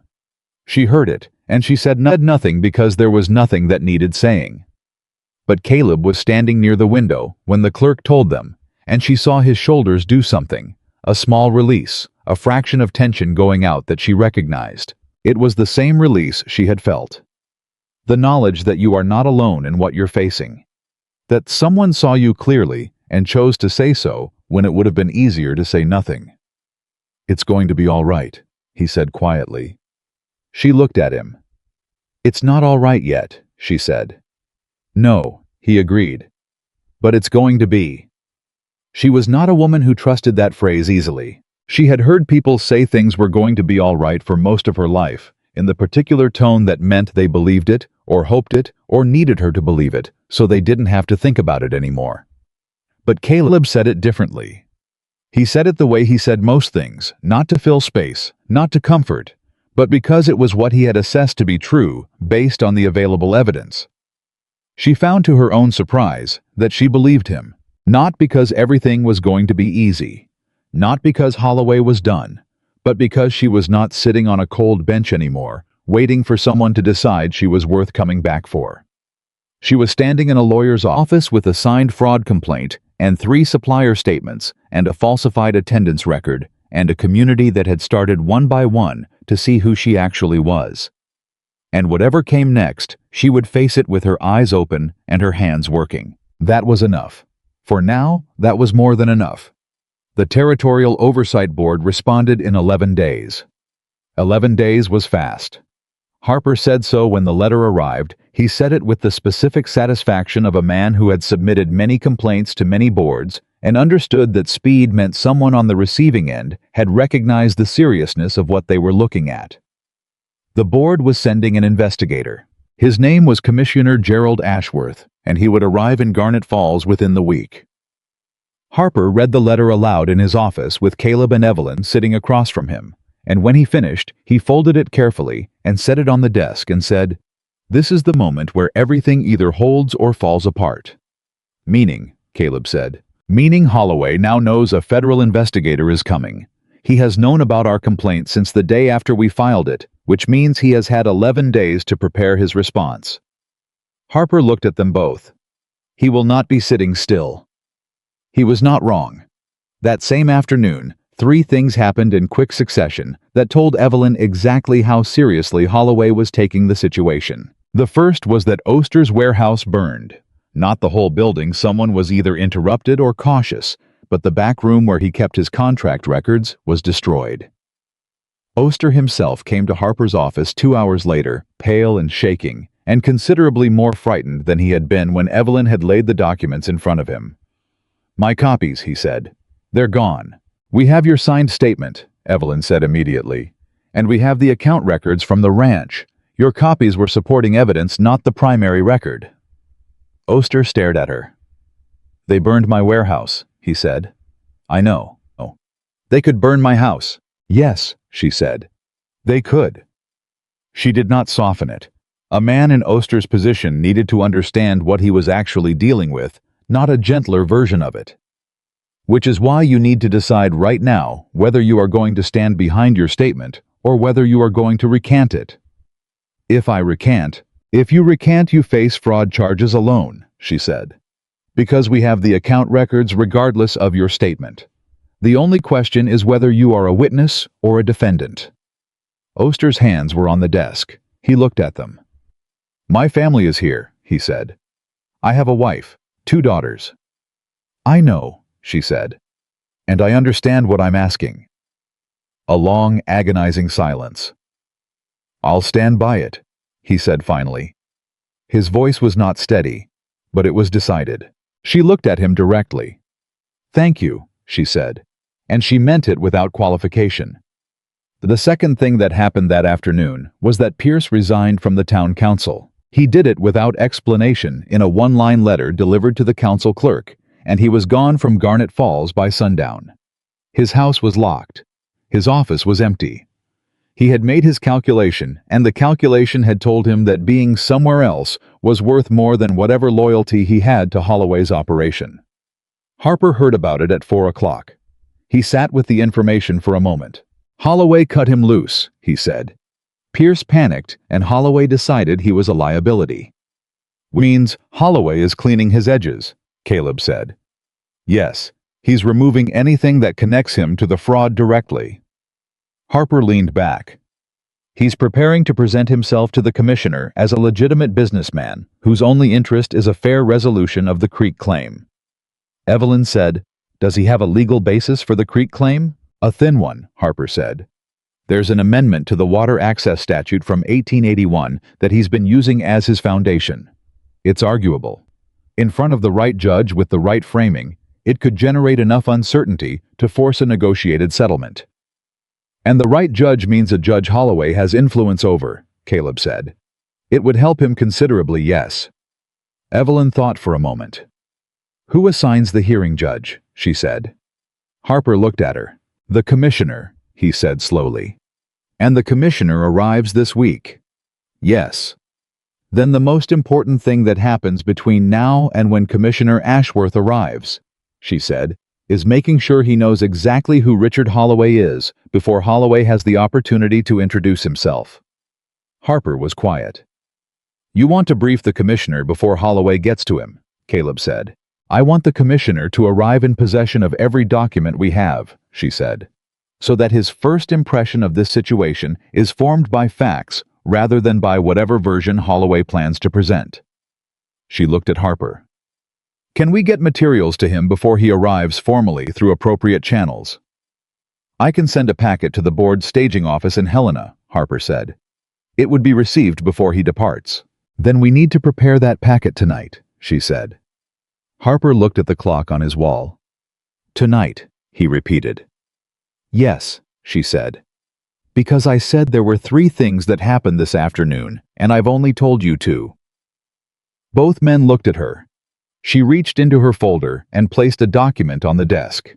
It was a legal notice, formal territorial letterhead, filed that morning with the land office in Helena. Richard Holloway had submitted a formal challenge to the Silver Creek Ranch Creek access claim. He had not waited for the investigation. He had moved first. The room was very quiet. Caleb picked up the notice and read it. His face did not change. That was the thing about Caleb. His face almost never changed when the news was serious. The worse the information, the stiller he became. Evelyn had learned to read him in the opposite direction from most people. The more still he was, the more she paid attention. He was very still. He filed this morning, she said.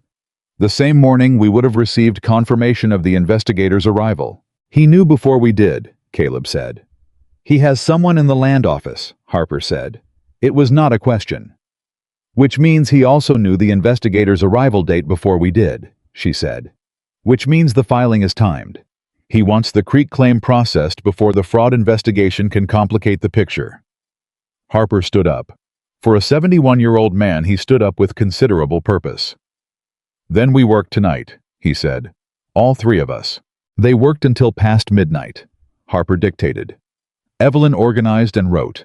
Caleb answered every question they put to him about the ranch history, the Creek claim, his father's original filing. every detail he could remember about every interaction with Holloway's people going back 4 years. He had a good memory, the kind that came from a life spent paying attention to land and seasons, and the small, persistent details that determined whether a ranch survived. By midnight, they had a comprehensive packet.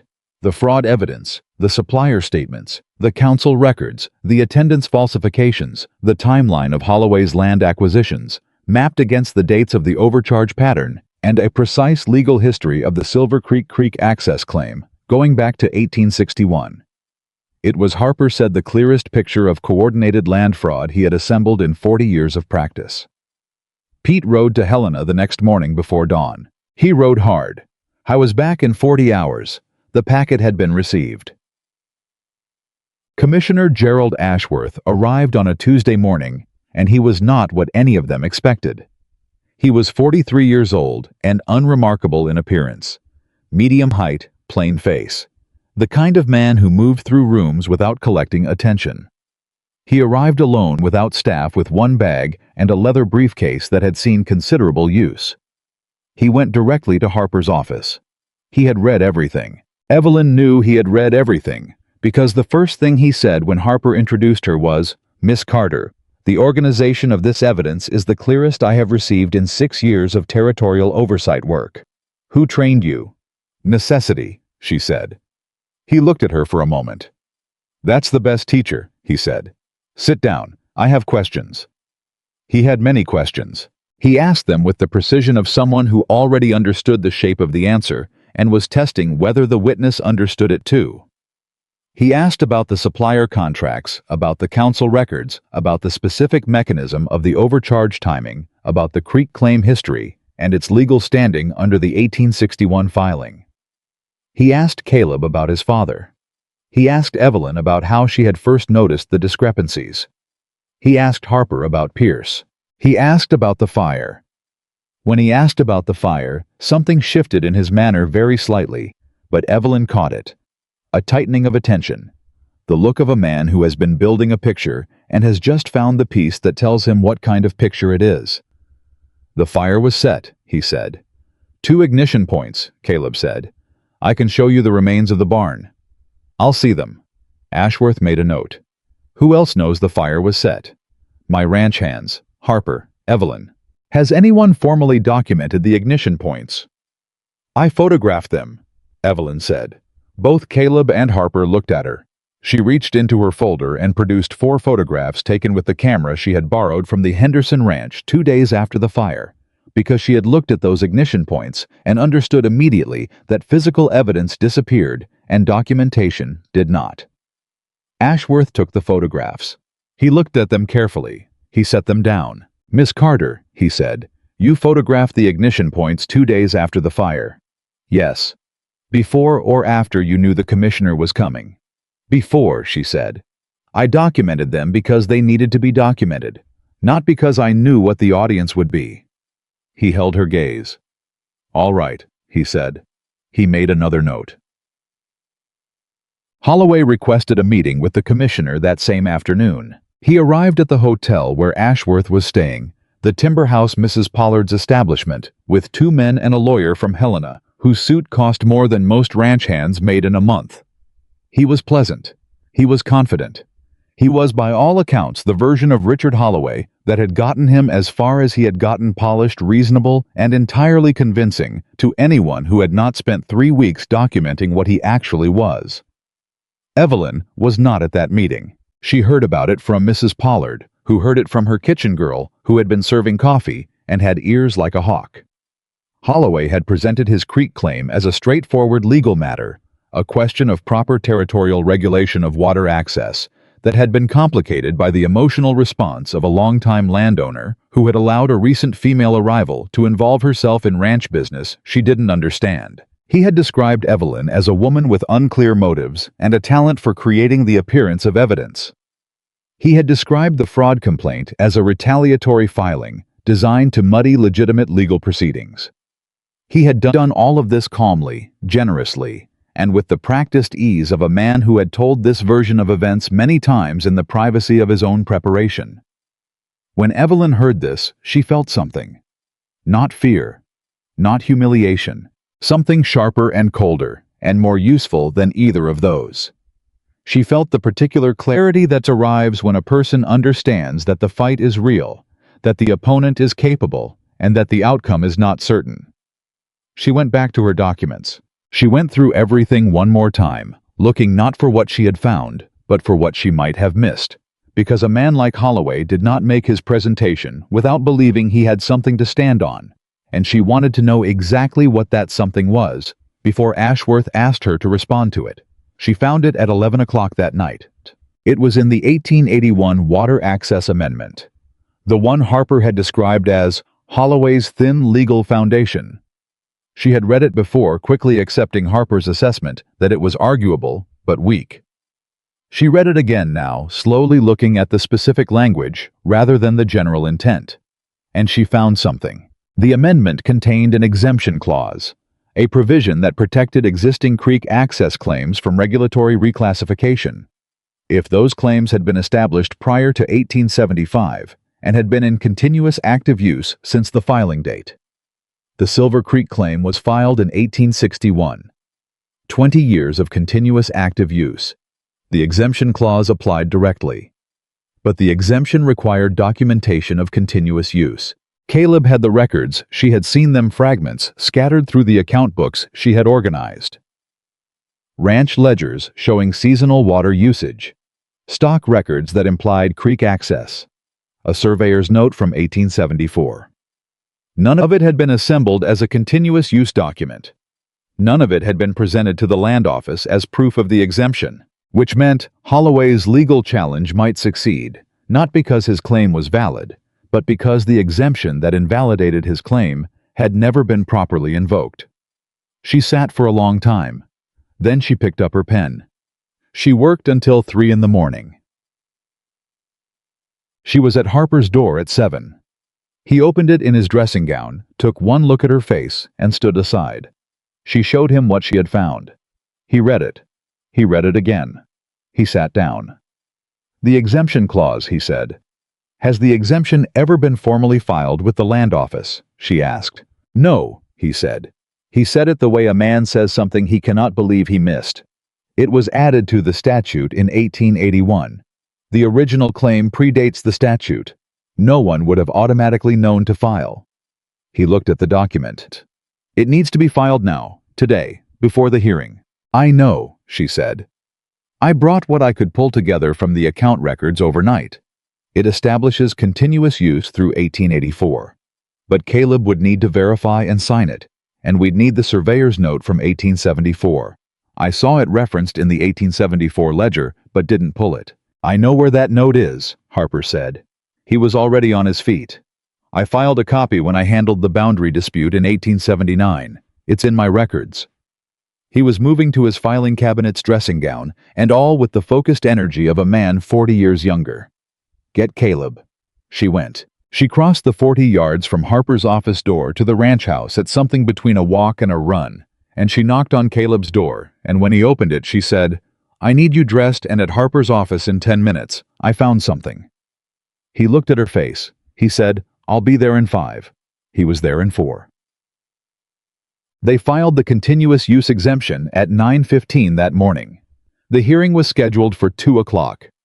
Harper submitted the exemption filing to the land office clerk with a cover letter that was 3 paragraphs of precise legal language amounting to this exemption renders the Holloway challenge procedurally invalid, and we are filing it now so that everyone in this proceeding is clear on that fact before we enter the hearing room. Evelyn stood at the land office counter while the clerk processed the filing.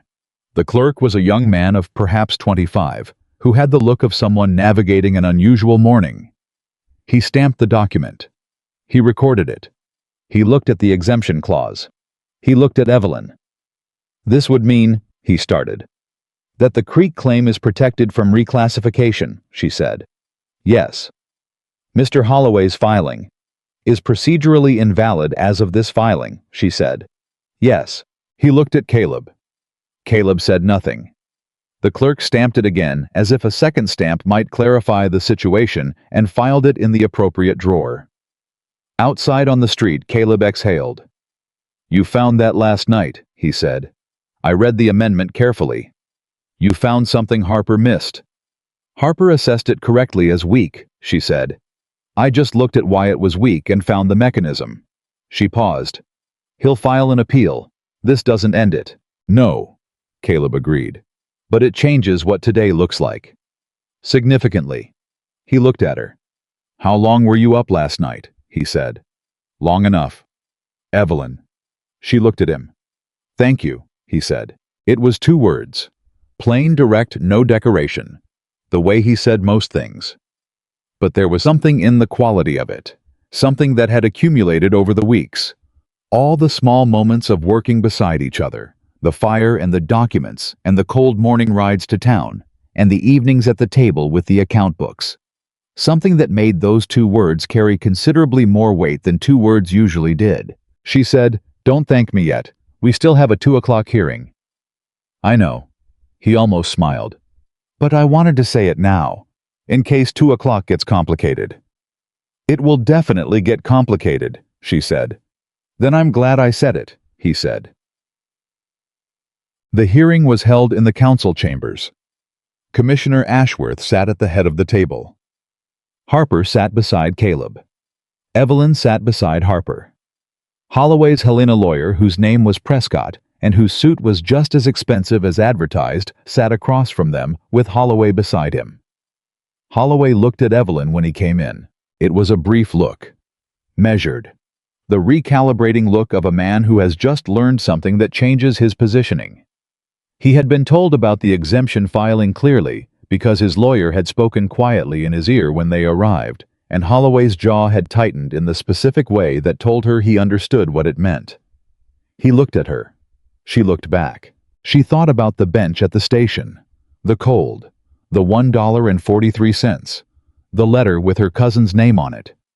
She thought about a man who had promised a woman a home and then simply decided not to tell her he had changed his mind. She thought about the 4 years of quiet, deliberate bleeding of Silver Creek Ranch, the overcharges timed to season, the forged council records, the fire, the rumor campaign designed to make her invisible. She held his gaze. She did not look away. He looked away first. Commissioner Ashworth opened the hearing by acknowledging the exemption filing. He read the relevant clause. He asked Prescott if Holloway's team had a response.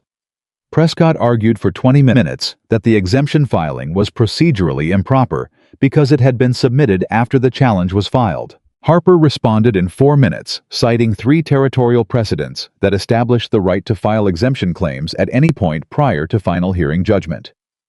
Ashworth listened to both. He asked 2 questions. Then he said, "The exemption filing is procedurally valid. The continuous use documentation is sufficient. Mr. Holloway's water access challenge does not meet the threshold for proceeding under the current statutory framework."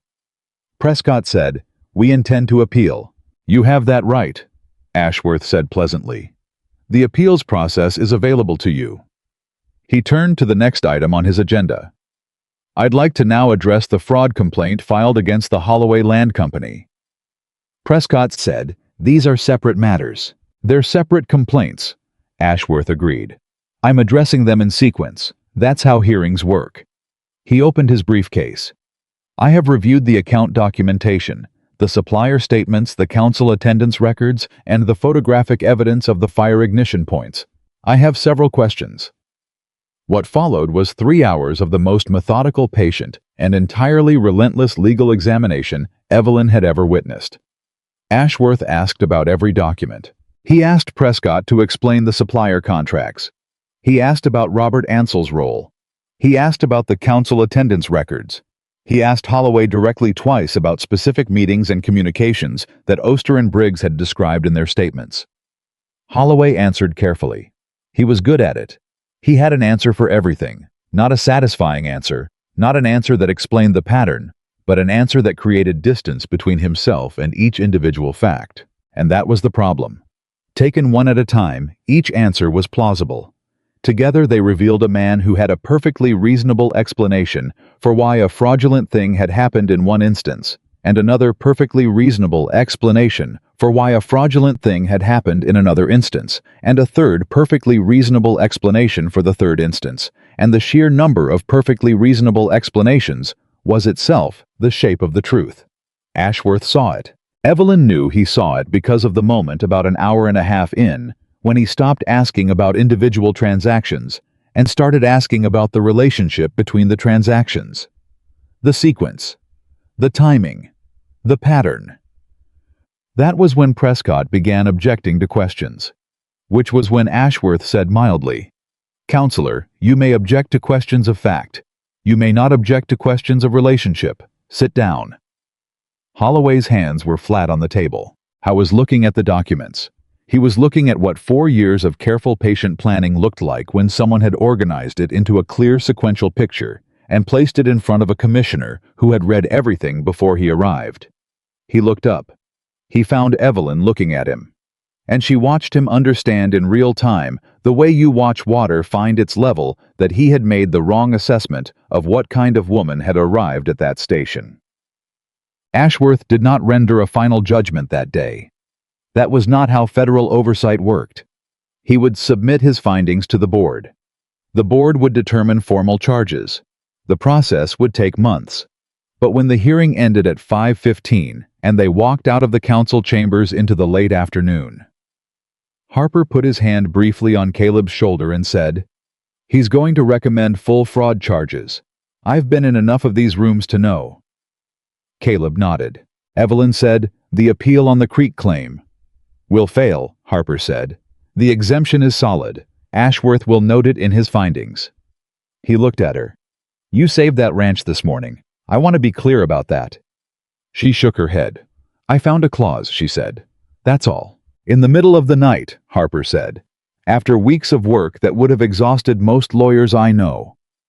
He looked at her with the expression of a man making an assessment and finding the subject considerably more than expected.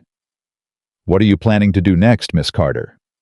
She looked at the street, at the town, at the people moving through there Tuesday evening without knowing yet what had happened in the council chambers, though they would know by morning. "I think," she said carefully, "that I'd like to start the school." Harper blinked. The school. The Henderson children are not the only ones without access to proper education within riding distance. I've identified 7 other families in the past month. That's enough children for a real school, not just twice-weekly visits. She paused. And I think there may be other ranches in this valley that have been subjected to the same kind of financial manipulation Silver Creek experienced. I'd like to look at that. Harper stared at her. "You want to audit the valley's supply contracts," he said slowly. "I want to know if Holloway's operation extended beyond Caleb's ranch," she said. "Because if it did, there are other families who have been losing money for years and don't know why." A long silence. "Miss Carter," Harper said, "have you ever considered practicing law?" "I don't have a license," she said. "Licenses can be obtained." He looked at her over his glasses. "I am not being rhetorical."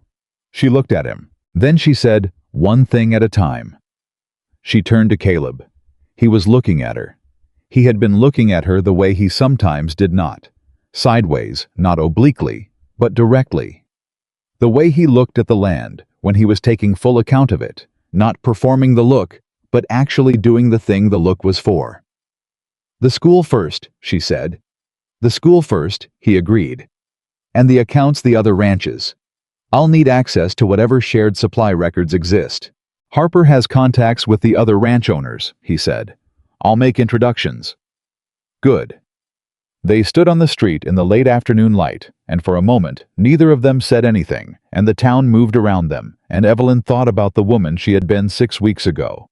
The woman who had counted her money on a cold bench and found $1.43, and could not answer the question of whether anyone would notice if she disappeared. She thought about belonging. She had thought for most of her life that belonging was something given to you, something another person decided to extend in your direction, or withheld based on their assessment of your worth. She understood now that belonging was something else entirely. It was something you built. Transaction by transaction, document by document, child-taught bone-set statement, signed clause found at 11 o'clock at night because somebody had to find it, and you were the person there. She had not come to Montana looking for a place to belong. She had come looking for a contract that turned out to be a lie.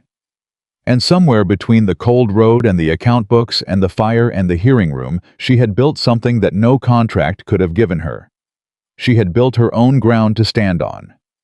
Caleb said, "Let's go home." She noticed the word, home, not the ranch, not Silver Creek, not my place. Home.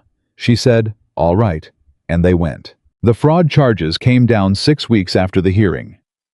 Harper brought the board's letter to Silver Creek on a Thursday morning, writing out himself, rather than sending it by post, which told Caleb everything he needed to know about what the letter contained before Harper had dismounted. Evelyn was in the yard, teaching arithmetic to the Henderson children, all 4 of them, plus 2 children from the Reyes family, plus a quiet, serious girl of 9 named Abigail, who belonged to a sheep farmer 3 miles north, and who had walked to the ranch alone that morning, because her mother had told her there was a teacher here, and she wanted to learn.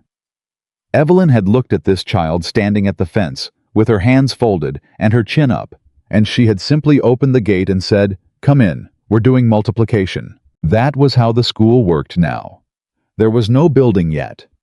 There were benches in the yard, a chalkboard Pete had built from a flat piece of pine, and a can of black paint, and Evelyn, who taught with the focused energy of someone making up for lost time. Her own lost time, the children's lost time, all the years when the knowledge was there and the access was not. She looked up when Harper rode in. She looked at his face. She said to the children, "Work the next 5 problems on your own. I'll be back in 10 minutes. She walked to where Caleb and Harper were standing. Harper handed her the letter. She read it. Richard Holloway had been formally charged with coordinated land fraud supply, contract manipulation, and destruction of property.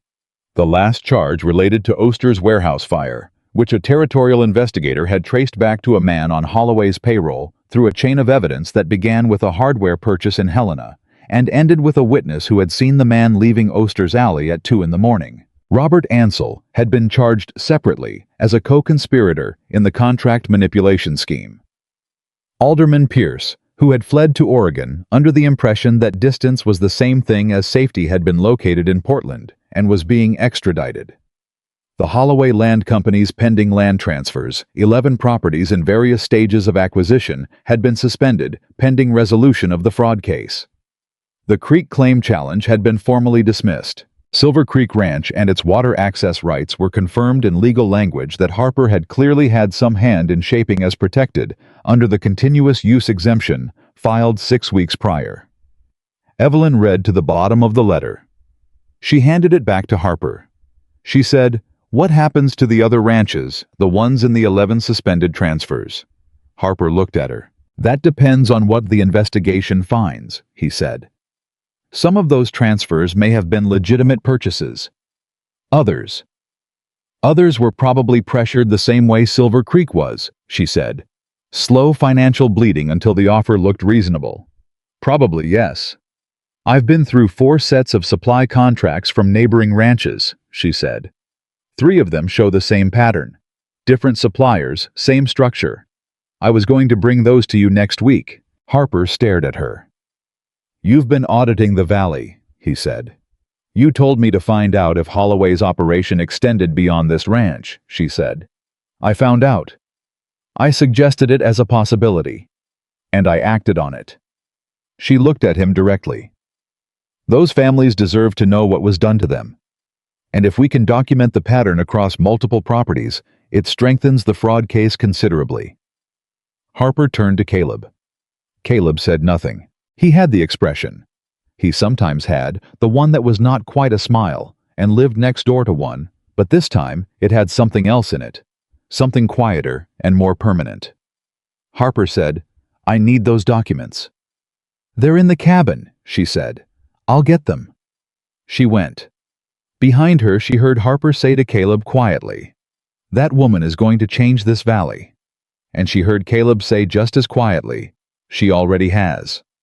She kept walking. She did not let herself stop and feel the weight of that until she was inside the cabin with the door closed, and then she stood still for exactly 30 seconds and let it land fully, without managing it, before she picked up the folder and went back out. The trial of Richard Holloway began in early spring. It was held in Helena in the territorial court before a judge named Beaumont, who had the reputation of a man who read every document submitted to him and forgot nothing he had read. Harper said this was exactly the kind of judge you wanted when your case was built on a pattern rather than a single dramatic act. Evelyn testified for 2 hours. She had never testified in a court of law before. She had prepared for it the way she prepared for everything, methodically, completely, without pretending she was more comfortable than she was. She had spent 3 evenings with Harper practicing the specific discipline of answering precisely what was asked, and not one word more, because Harper had told her that witnesses who volunteered information looked nervous and nervous. Witnesses looked uncertain, and uncertain witnesses lost juries. She was not uncertain. She was the opposite of uncertain.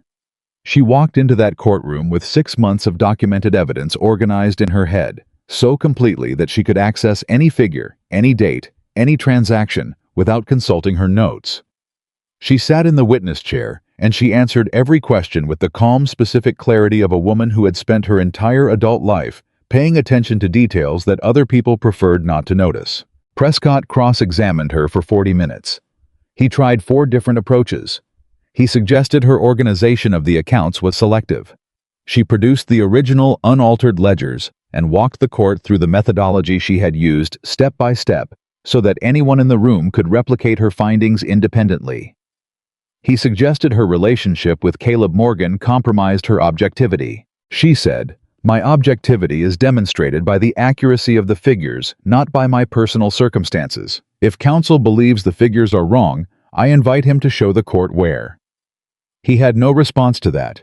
He suggested her lack of formal training made her analysis unreliable. Harper objected. Judge Beaumont sustained it, and then added in the dry tone of a man who had been watching courtrooms for 30 years. "The witness's findings have been independently verified by 2 certified accountants retained by this court. Counsel will move on." Prescott moved on. When she stepped down from the witness stand, she walked back to her seat beside Harper, and she did not look at Holloway, and she did not look at the gallery. She sat down, and she put her hands flat on the table, the way she had learned to do when she needed to be still, and she breathed. Caleb was in the gallery. She had told him he didn't need to come. He had said, "I know." He came anyway. She didn't look at him when she sat down. But she knew he was there. That was enough. The jury deliberated for 4 hours.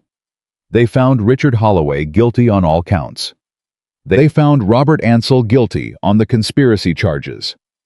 Pierce, who had cooperated fully with the prosecution, in exchange for a reduced charge was given 2 years and a fine that consumed most of what he had saved from his years on the council. Holloway received 7 years in the Territorial Penitentiary and a financial judgment that effectively dissolved the Holloway Land Company. The 11 suspended land transfers were reviewed individually. 6 were returned to their original owners. 5 were determined to have been legitimate purchases and were allowed to stand with the understanding that the purchasing families had paid fair prices without coercion. 3 of those 6 returned properties belonged to families Evelyn had identified in her Valley audit. She was in Harper's office when the final property judgment came through, and she read each name on the return transfer list with the focused attention of someone making sure no one had been left behind. When she finished, she sat back. "All of them," she said. "All of them," Harper confirmed. She nodded. She did not say anything else for a moment. Then she said, "I want to contact each of those families. They may not fully understand what the return of the property means legally, or what steps they need to take to secure the title properly." Harper looked at her over his glasses. "Miss Carter," he said, "I have been practicing law in this territory for 40 years. I have had 2 partners and 6 clerks in that time.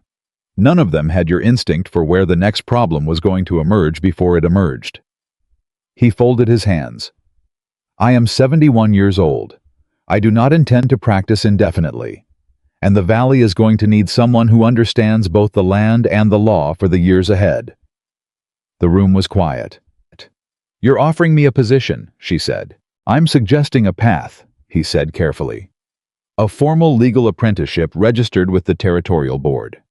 At the end of 2 years, you would sit for the bar examination. In the meantime, you would work cases with me under my supervision with full credit for the work you have already done. She looked at her hands. She thought about the Boston schoolteacher's certificate expired in 1883. The household accounts she had managed for 9 years without title or acknowledgement. The medical textbooks she had read by lamplight because reading was the only freedom available. She thought about all the skills she had accumulated in the margins of other people's lives, in the spaces between making herself useful and being allowed to stay. She looked at Harper. "I'll need to continue the school," she said. "I have 11 children now and 3 more coming next month." "The school does not conflict with legal work," he said. "In fact, I would argue they reinforce each other." "And I'll need—" She stopped. "What?" he said. "I'll need to talk to Caleb," she said. Harper's expression did something that on a man his age and disposition might have been called gentle. "Yes," he said. "I imagine you will." She talked to Caleb that evening. They were sitting on the porch of the ranch house. His porch, though she had been sitting on it often enough in the past months that the distinction had become somewhat theoretical. The day had gone quiet around them. The ranch was settling into the sounds it made at the end of a working day, the distant lowing of cattle, the horses in the corral. Pete's voice, somewhere near the barn, talking to someone about something that seemed to involve a significant degree of grievance about a fence post. She told him what Harper had offered. She told him all of it clearly, the way she told him most things without softening the parts that were complicated, and without performing uncertainty she didn't feel. When she finished, he was quiet for a moment. 2 years, he said. Minimum. Possibly 3 depending on how the caseload develops. And at the end of that you'd have a license. Yes. And you'd practice here, in the valley. That's the intention. He looked at the darkening sky. There's no question you should do it, he said. She blinked. She had prepared for a longer conversation than that. She had organized her reasoning, anticipated objections, considered the practical complications from 3 different angles. That's all, she said. What else is there? He looked at her. Harper's right. You're already doing the work. The license just makes it official. It changes things, she said. My time. How much I'm here versus in town. I know. Caleb, Evelyn. He turned toward her. Not sideways. Directly the way he had looked at her outside the land office. I have watched you since the night I found you on that road do something that I don't think you know you're doing. She waited. You've been deciding every single day whether you're allowed to be here, he said. Whether you've done enough to justify staying. Whether the ground is solid enough under your feet, or whether someone is going to decide they don't need you anymore, and you'll have to figure out where to go next. He held her gaze. You have not stopped doing that. Not once in 6 months. She said nothing. Because he was right. She had not stopped. She had built things, the accounts, the school, the legal work, the audit of the valley. She had built them sincerely because they needed building, and she was the person who could build them. But underneath all of it, she had been building something else too. She had been building a case for why she was allowed to remain. Adding evidence to an argument she had been making since the night she sat on a cold bench and counted $1.43. The argument that said, look at everything I can do. Look at how useful I am. Look at how much would be missing if I were gone. She had not been able to simply say, I am here because I belong here.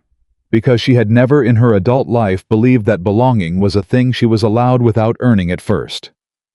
Caleb, she said. Her voice was not entirely steady. What are you telling me? I'm telling you that you don't have to keep building the case, he said. The case is made. It has been made for a while. He paused. The way he paused before saying things he had decided to say, regardless of the risk. I'm also telling you something else.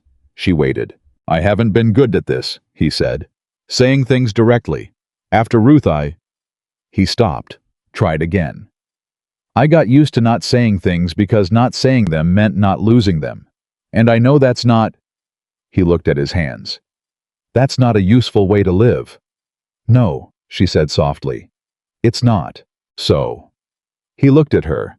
"I am saying it directly. You belong here. Not because of what you've done for the ranch or the valley or the fraud case. You belonged here the night I found you on that road before I knew anything about you, except that someone should have stopped and nobody had." She felt something loosen in her chest. Something that had been held tightly for a very long time. "That's not enough to build a life on," she said. But her voice was gentle around the words. She was not arguing. She was testing. "No," he agreed. "It's not. But everything since then is." He looked at her steadily. "The school. Harper's offer. Everything you found and built and fought for here. That's your ground, Evelyn. You built it. Nobody gave it to you. And nobody can take it back." She looked at him. At the man who had stopped on a dark road because someone should have. At the man who had handed her account books and waited without condition to see what she would find. At the man who had said your work stands on its own in a courtroom and in a lawyer's office and in every room they had moved through together. At the man who had learned as she had learned that grief was a room in the house, always there, mostly closed, and that keeping it closed did not mean you could not open other rooms. "I'm going to take Harper's offer," she said. "I know, and I'm going to keep the school." "I know that too. And I am—" She stopped. She was not a woman who said difficult things carelessly. She held them until she was sure of them, and then she said them completely. "I am not leaving." Something moved through his face. Not the almost smile. Something more complete than that. "Good," he said. It was one word. The same weight as two hag. They were married the following spring. Not because she needed a husband to give her legal standing or social acceptability. By the time of the wedding, Evelyn Carter had a provisional legal license registered with the Territorial Board, 11 full-time students in the school. She had relocated to a proper building on the edge of the ranch property and a reputation in the valley that had nothing to do with whose wife she was. She had taken on 3 cases for neighboring ranch families. She had recovered back payments totaling $212 for the families whose supply contracts had mirrored Silver Creek's pattern of fraud. She had filed 2 property actions, both successfully. She had argued one matter before Judge Beaumont in Helena, and won it on a procedural point that Beaumont had later told Harper was the sharpest he had seen in a decade. She was, in other words, exactly who she had always been. She simply had the ground to stand on now. They married under the old oak tree that stood at the corner of the east pasture, with Harper officiating. He had, it turned out, a Justice of the Peace Commission from 1874 that he had never found an occasion to use, and Pete standing beside Caleb with his red hair combed into submission, and his expression that of a man who was going to cry before it was over, and had made a private bet with himself about how long he could hold it. He lasted approximately 4 minutes. Rosamond Henderson was there. Her children were there, the oldest one now reading at a level that would have been competitive at any Boston school Evelyn could name. Clara Reyes was there with her daughter and her son, and the baby that had arrived safely in January. A healthy boy they had named Thomas, and whom Evelyn had helped deliver on a cold night when the doctor from 2 hours east had been unreachable, and someone had to do something. Abigail, the sheep farmer's daughter, who had walked to the fence with her hands folded and her chin up, was there. She was 10 now. She had been reading for 6 months and had recently decided she was going to be a lawyer. Evelyn had told her with complete seriousness that this was an excellent decision. Oster was there. He stood in the back and did not speak to anyone, but he came. That was something. That was, Evelyn thought, more than nothing. Solomon Harper, who had officiated dozens of weddings in a Justice of the Peace capacity, and forgotten most of them, said afterward that this was the only one where he had actually felt standing there that he was witnessing something genuinely durable. Not romantic sentiment, though that was there too, but the specific durability of 2 people who had seen each other clearly under difficult conditions and chosen each other anyway. That was the kind of choosing that held. When it was over, and the witnesses had signed the register, and Pete had finished crying, and had claimed loudly that he had something in his eye, Caleb looked at Evelyn and said, "How do you feel?" She thought about it. "The same," she said. "But the same as the person I've been for the past few months. Not the same as the person I was before." He understood the distinction. He understood it the way he understood most things she said completely, without requiring explanation. "That's the right answer," he said. She laughed. He smiled. Not the almost smile. The real one. It changed his whole face. Years later. When travelers passing through the valley asked about Silver Creek Ranch, they heard different parts of the story depending on who they asked. The ranch hands told the story of the fire of the woman who ran toward the bunkhouse, who pulled the family's document box from under the bed, and the medical stores from the supply shed, who treated 3 burns by lantern light while the barn was still falling. The farmers and ranchers of the valley told the story of the audit of the woman who went through 5 years of their supply contracts and found what had been taken from them and found the legal mechanism to take it back. The children, and there were many of them now, because the school had expanded twice and had a second teacher, a young woman from Missoula, who had heard about what Evelyn had built and had written a letter asking if there was room for her. The children told the story of the woman who had opened the gate and said, "Come in, we're doing multiplication." Solomon Harper. In the years before his retirement, told anyone who would listen that the most instructive legal document he had ever seen was a continuous use exemption filed at 9:15 in the morning by a woman who had found the relevant clause at 11 o'clock the previous night, working alone by lamplight, because someone had to find it, and she was the person there. Caleb told only one story when people asked. He told it the same way every time. He said, "I found a woman sleeping beside the road on a cold night in October. She had been forgotten at the station by a man who didn't have the decency to tell her he'd changed his mind. She had 1 suitcase and $1.43 and the absolute refusal to stop. He said, I thought I was stopping to help her. He said I didn't understand yet that some people don't need saving. They need someone to stop. They need someone to say, here is a door with a bolt on it, and here are the account books, and here is a valley that needs what you know how to do." He said the rest she did herself. And that was true. The rest she did herself. Evelyn Morgan, who had been Evelyn Carter, who had been the woman at Margaret's kitchen table, who had been the woman nobody came for at Birch Creek Station, who had been the woman sleeping beside the road with nowhere to return to, had built every inch of the ground she stood on. Not because she had been rescued, not because someone had decided she was worthy, but because she had gotten up, because she had paid attention, because she had refused in every room she had ever entered to be less than what she actually was. Because the most powerful thing a person can do when the world has decided to forget them is to remember themselves. She remembered herself, and in doing so, she built something that outlasted every person who had ever tried to make her small: a school, a practice, a marriage, a community, a life so fully inhabited that long after she was gone, people in that valley would point to things she had made and say that began with her. She arrived forgotten. She stayed and built and remained, and no one not ever again forgot that she was there.